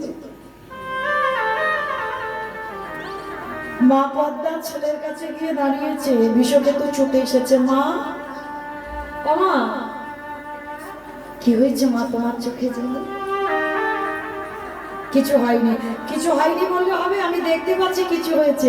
ও মামা, তুমি কি আমার জন্য কষ্ট পাচ্ছ? এই হলো সন্তান, যে মায়ের দুঃখে দুঃখী হয়, যে বাবার দুঃখে দুঃখী হয়, সেই তো সন্তান। মার কোমরটা জড়িয়ে ধরেছ। মামা, বলো না মা তোমার কি হয়েছে? বললাম বাবা কিছু হয়নি। না হয়েছে, বলো না কি হয়েছে। খোকা, আমার বাড়ি এক বৈষ্ণব এসেছে। বৈষ্ণব? বৈষ্ণবের জন্য কাঁদছো? হ্যাঁ, কেন কাঁদছো? আমার বাড়ি মাংস খেতে চেয়েছে, খাইয়ে দাও। মৃগ মাংস পক্ষী মাংস কিছু তো অভাব নেই, খাইয়ে দাও। খোকা রে, মৃগ মাংস খাবে না, পক্ষী মাংস খাবে না, তোর দেহটাকে হাড়ি কাটে রেখি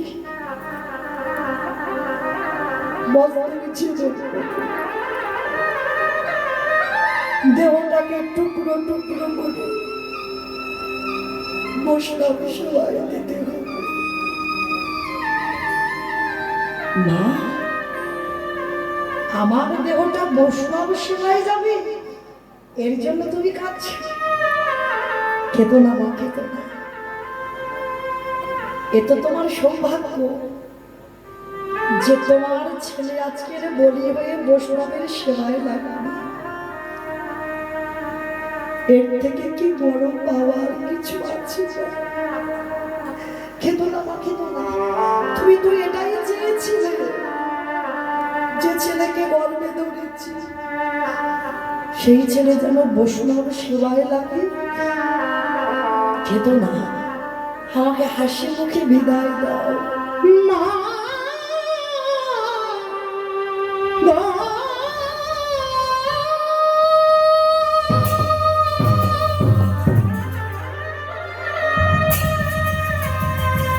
আমি চলে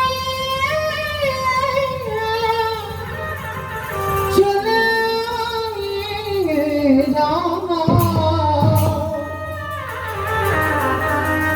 আর কোনদিন ফিরে আসিব না।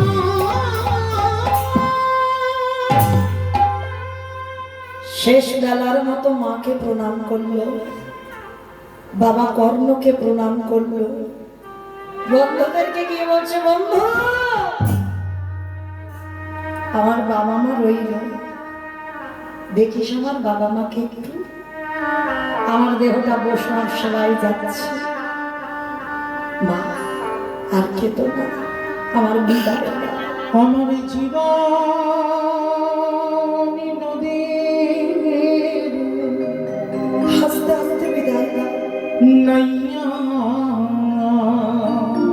বন্ধু আমি ছুটে যাচ্ছি। আমার ভাবের খেলা সঙ্গ হলে গো,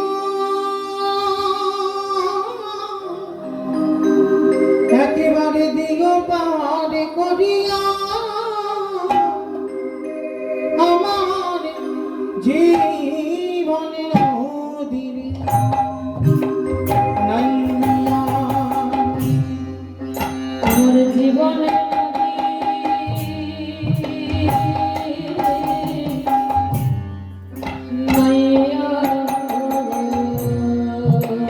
বন্ধু আমার বাবা মাকে দেখিস, আমি আসি।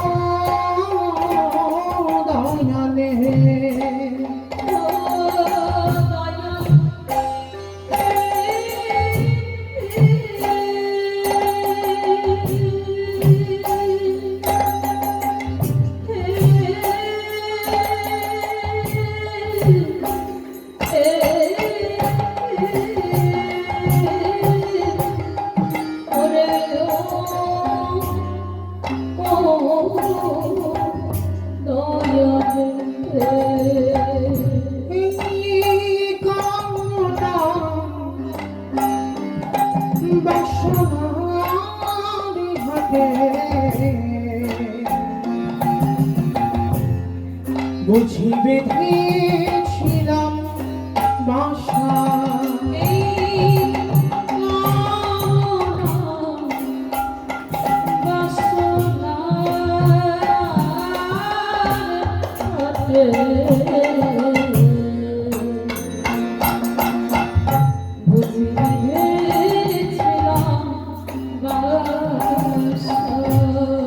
সবই অচলে হবে যাওয়ারে গানে গো,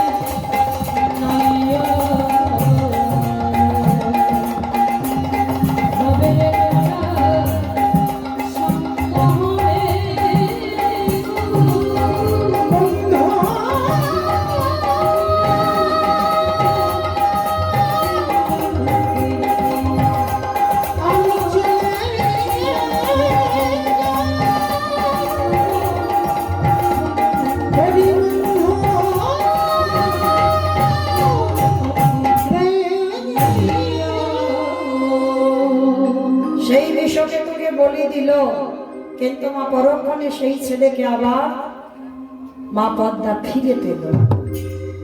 আজকের কথাটা বলছে কি এতক্ষণ মৌমিতা বলছে না, আজকে ছোট্ট ছেলে তার বাবাকে বলছে, বাবা হতে হতে পারে যে চারজন তোমার বাড়ি বসে আছে, চারজন হলো তোমার আরাধ্য দেবতা। ধরো অস্ত্র কাটো মাথা। বাবা উন্মাদ পাগল অস্ত্রটা হাতে তুলে নিয়ে একমাত্র সম্মানের মস্তকটা ছেদন করে দিল। আর যেই না মাথাটা কেটে দিল, মাথাটা বাইরে পড়ে গেল, দেহটা দোকানদার টেনে নিল। দেহটা টেনে নিয়ে দেখছেন গলায় পইতে আছে। এই লোকজন যখন জানতে পারবে আমরা ব্রহ্ম হত্যা করেছি, গ্রাম ছাড়া করে দেবে। চল, সঙ্গে সঙ্গে বস্তাবন্দি করে দেহটা নিয়ে যমুনার জলে ফেলে দিল। আর বাবা ছেলের মাথাটা নিয়ে যমুনার জলে ফেলে দিল। মাথা দেহ একই জায়গায় ভাসছে। এদিকে অতিথি সেবার আপ্যায়ন করেছে, রন্ধনের ব্যবস্থা করেছেন। ভগবান বলছে, দেখো মুনিবর, সকাল হতে একটু দেরি আছে, চলো স্নানটা করে আসি। স্নান করতে গিয়ে দেখলো একটা ছেলের দেহ ভাসছে। সন্দীপনী মণিকে প্রশ্ন করছে, মণিবর ভালো করে দেখো তো, সত্যি কি তুমি ছেলেটাকে চেনো? যেই না বলেছে সত্যি চেনো, এক বাক্যে বলেছিল, আমি জানি না, চিনিও না। ঠিক করে বলো। আমি কিন্তু ধ্যানে বসতে পারি, আর ধ্যানে বসে যদি জানি তোমার সঙ্গে রক্তের সম্পর্ক আছে, আমি আর প্রসাদ পাবো না। যেই না বলেছে প্রসাদ পাবো না, চরণ জড়িয়ে ধরেছে, অন্য কেউ নয়, ওটা আমারই ছেলে। কি করে হলো? সমস্ত ঘটনাটা খুলে বললেন। আর ঘটনা খুলে বলার পর এইবার বলছে, না তারা কান্নাকাটি করো না, তোমার ছেলেকে আমি বাঁচিয়ে দেবো। ভগবান অতিথি রূপে বলছে, তীরে তুলেছে দেহটাকে, মাথাটাকে তীরে তুলেছে। নয়ন ইঙ্গিত করে ব্রহ্মাকে বলছে, ব্রহ্মা দেখো তো দেহটা জোড়া লাগাতে পারো কিনা। পাচ্ছে না। ভোলানাথ তুমি দেখো তো পারো কিনা। পাচ্ছে না। যে নামের নামই স্বয়ং ভগবান নারায়ণ, পাচ্ছে না। আচ্ছা, আমি বলেছিলাম কীর্তনের শেষে দুটো প্রশ্নের উত্তর নেব, তারপর ছুটি। তাহলে আমার এবার আপনাদের ঘুমানোর বিছানা করার সময় হয়ে গেছে, চলে যাব। যাবার আগে আমার দুটো উত্তর দিয়ে যেতে হবে। বলো, ব্রহ্মা বিষ্ণু মহেশ্বর কেউ পাচ্ছে না কাটা দেহ জোড়া লাগাতে, আর কে বাকি আছে? কে? না, ব্রহ্মা বিষ্ণু মহেশ্বর তো হয়ে গেল, তাহলে কে বাকি আছে? নারদ। নারদ বাকি আছে। ভগবান বলছে, নারদ দেখো তো তুমি পারো কিনা। আর নারদের তো একটাই অভ্যাস, হাতে মোড়াবে মাধব হইতবে ভাবে, গোপাল গোবিন্দ মা কন্দ সরে। হরি মুরারি মধু কইতে হরি গোবিন্দ গোবিন্দ সরে।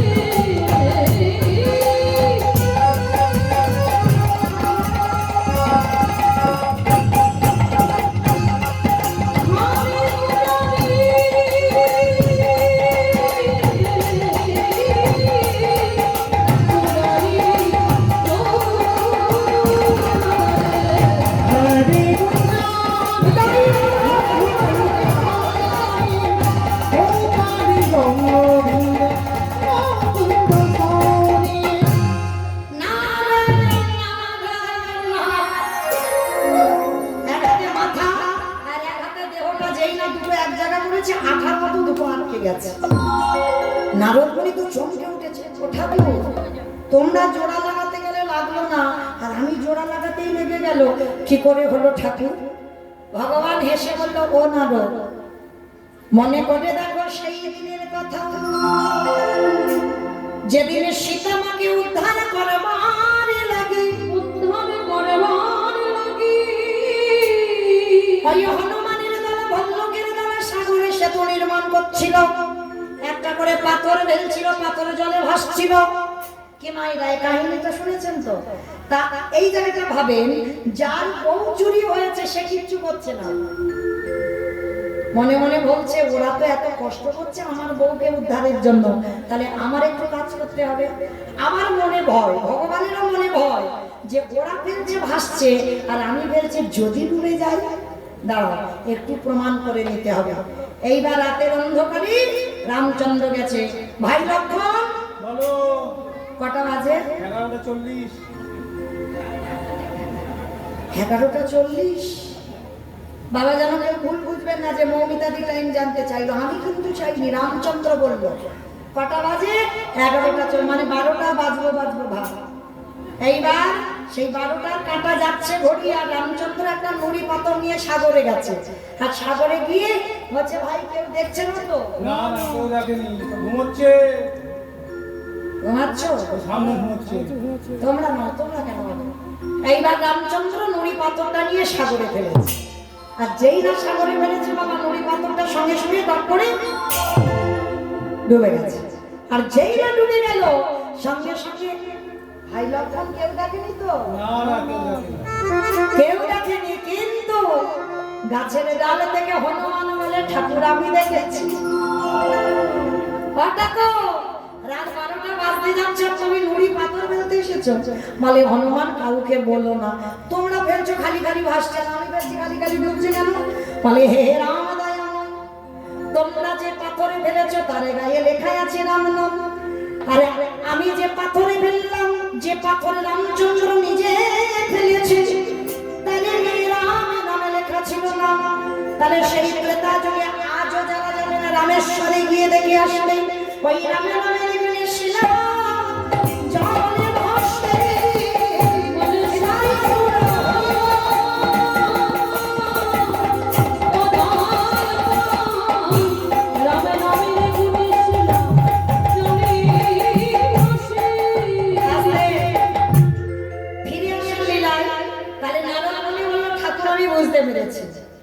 আমি বুঝতে পেরেছি। কি বুঝেছো?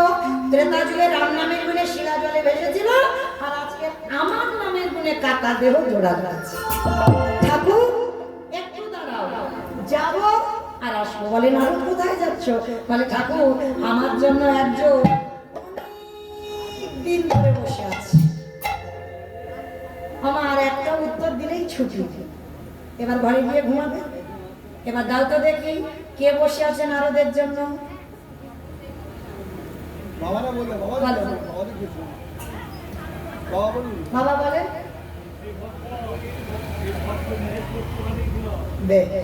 সেই যে প্রথম প্রশ্নটা যে করেছিল মর্তের মা, নারদকে ডেকে বলেছিল না, নারদ কীর্তন যারা গায়, কীর্তন যারা শোনে, ভগবানের জন্য একাদশী যারা করে, ভগবানকে যারা ডাকে মনে প্রাণে, তাদের শেষ জীবনের গতি কি হয়?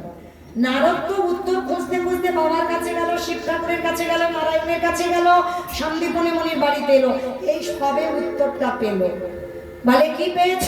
সেই মর্তের মার কাছে গেছে, তবে সাধারণ মা নয়, তিনি ছিলেন জগৎ জননী মা দুর্গা। মার কাছে গিয়ে বলছে মা, সবে উত্তর পেলাম। বলে কি পেয়েছ? আরে শোনো মা শোনো, নাম যদি শোনার মতো শোনা যায়, গাবার মতো গাওয়া যায়, এই নামের গুণে শিলা জলে ভাসে, ওই নামের গুণে বাবা কথা বলে, নামের গুণে আবার বাবা মানুষ কথা বলে, আবার ঘোড়া মানুষ হেঁটে চলে, সংসারের মঙ্গল দূরীভূত হয়ে যায়। আবার আজকের লীলায় কাটা দেহ জোড়া লেগে গেল, এই হরিনামের গুণেই কিন্তু হয়েছে। তবে বাবা হরিনাম শুনলে হবে না, হরিনাম গাইলে হবে না। কিরকম গাইবে, কিরকম শুনবে? ওমা তরকারি বানাতে পারো, সবজি বানাতে পারো, ও সবাইকে করতে হয়, আমারও করতে হয়। আচ্ছা এই সবজি বানাতে গেলে তেল দেবেন, হলুদ দেবেন, লঙ্কা দেবেন, জিরে দেবেন, ফোড়ন দেবেন, তেজপাতা দেবেন, জল দেবেন, কাঠ দেবেন, নাক দেবেন, গ্যাস দেবেন, সব দেবেন। কোনটা না দিলে খাওয়া যায় না? লবণ। এই লবণ এমন একটা জিনিস, ওটা দিতেই হবে, তবে তরকারি স্বাদ হবে, না হলে হবে না। অন্যান্য মরিচ মশলা নাই বাদা, কিন্তু নুন জিনিসটা এমন এটা কিন্তু দিতে হবে। আচ্ছা বাবা, হঠাৎ নুনের কথা কেন এলো? কীর্তন শুনলে হবে না, গাইলে হবে না। চোখের জল যদি কারোর কোনোদিন বদনে যায়, দেখবেন নোনা ভাব, লবণ নয়। কীর্তন শুনলে হবে না, গাইলে হবে না। এই লবণ রূপী চোখের জলে যদি কোনোদিন গোবিন্দ চরণে দিতে পারো, যেমন তরকারিতে লবণ দিলে তবে তরকারি স্বাদ হয়, আর চোখের জল রূপী লবণ যদি কীর্তন শুনতে শুনতে গাইতে গাইতে ভগবানের ভজন করতে করতে যদি এক বিন্দু গোবিন্দ চরণে দিতে পারো, সেদিন থেকে তুমি জেনে যাবে তোমার মনোযোগ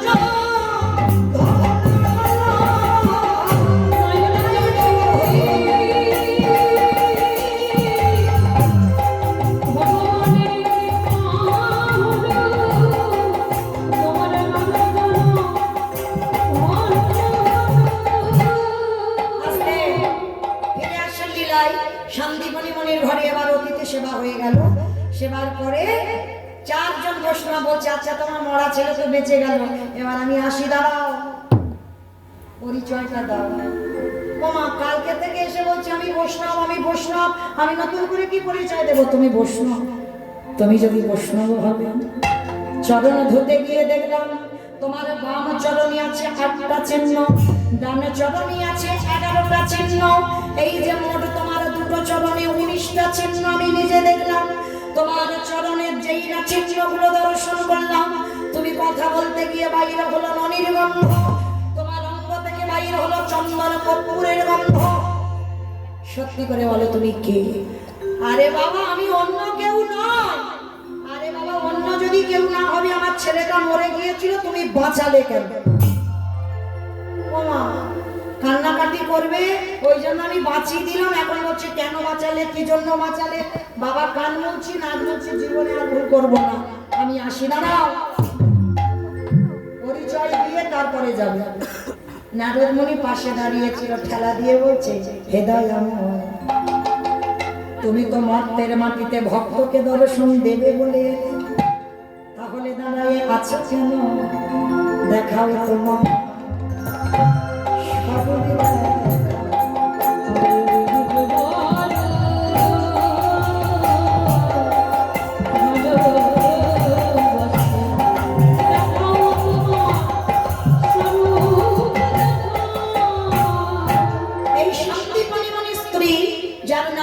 মহামায়া।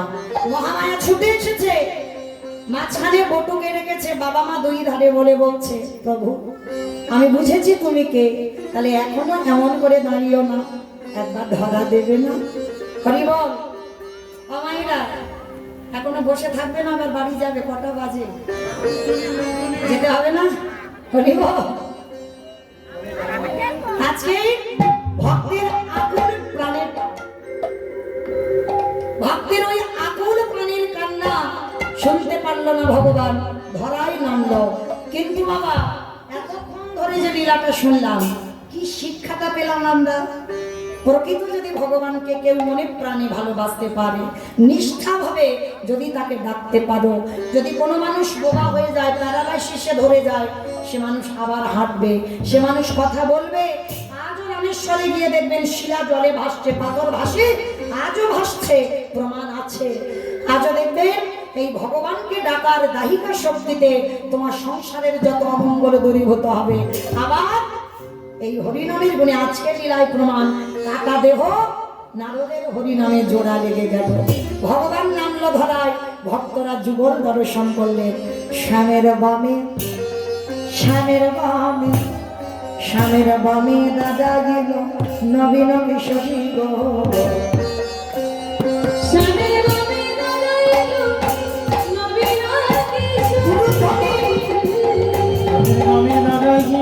নবীন কিশোরী গো।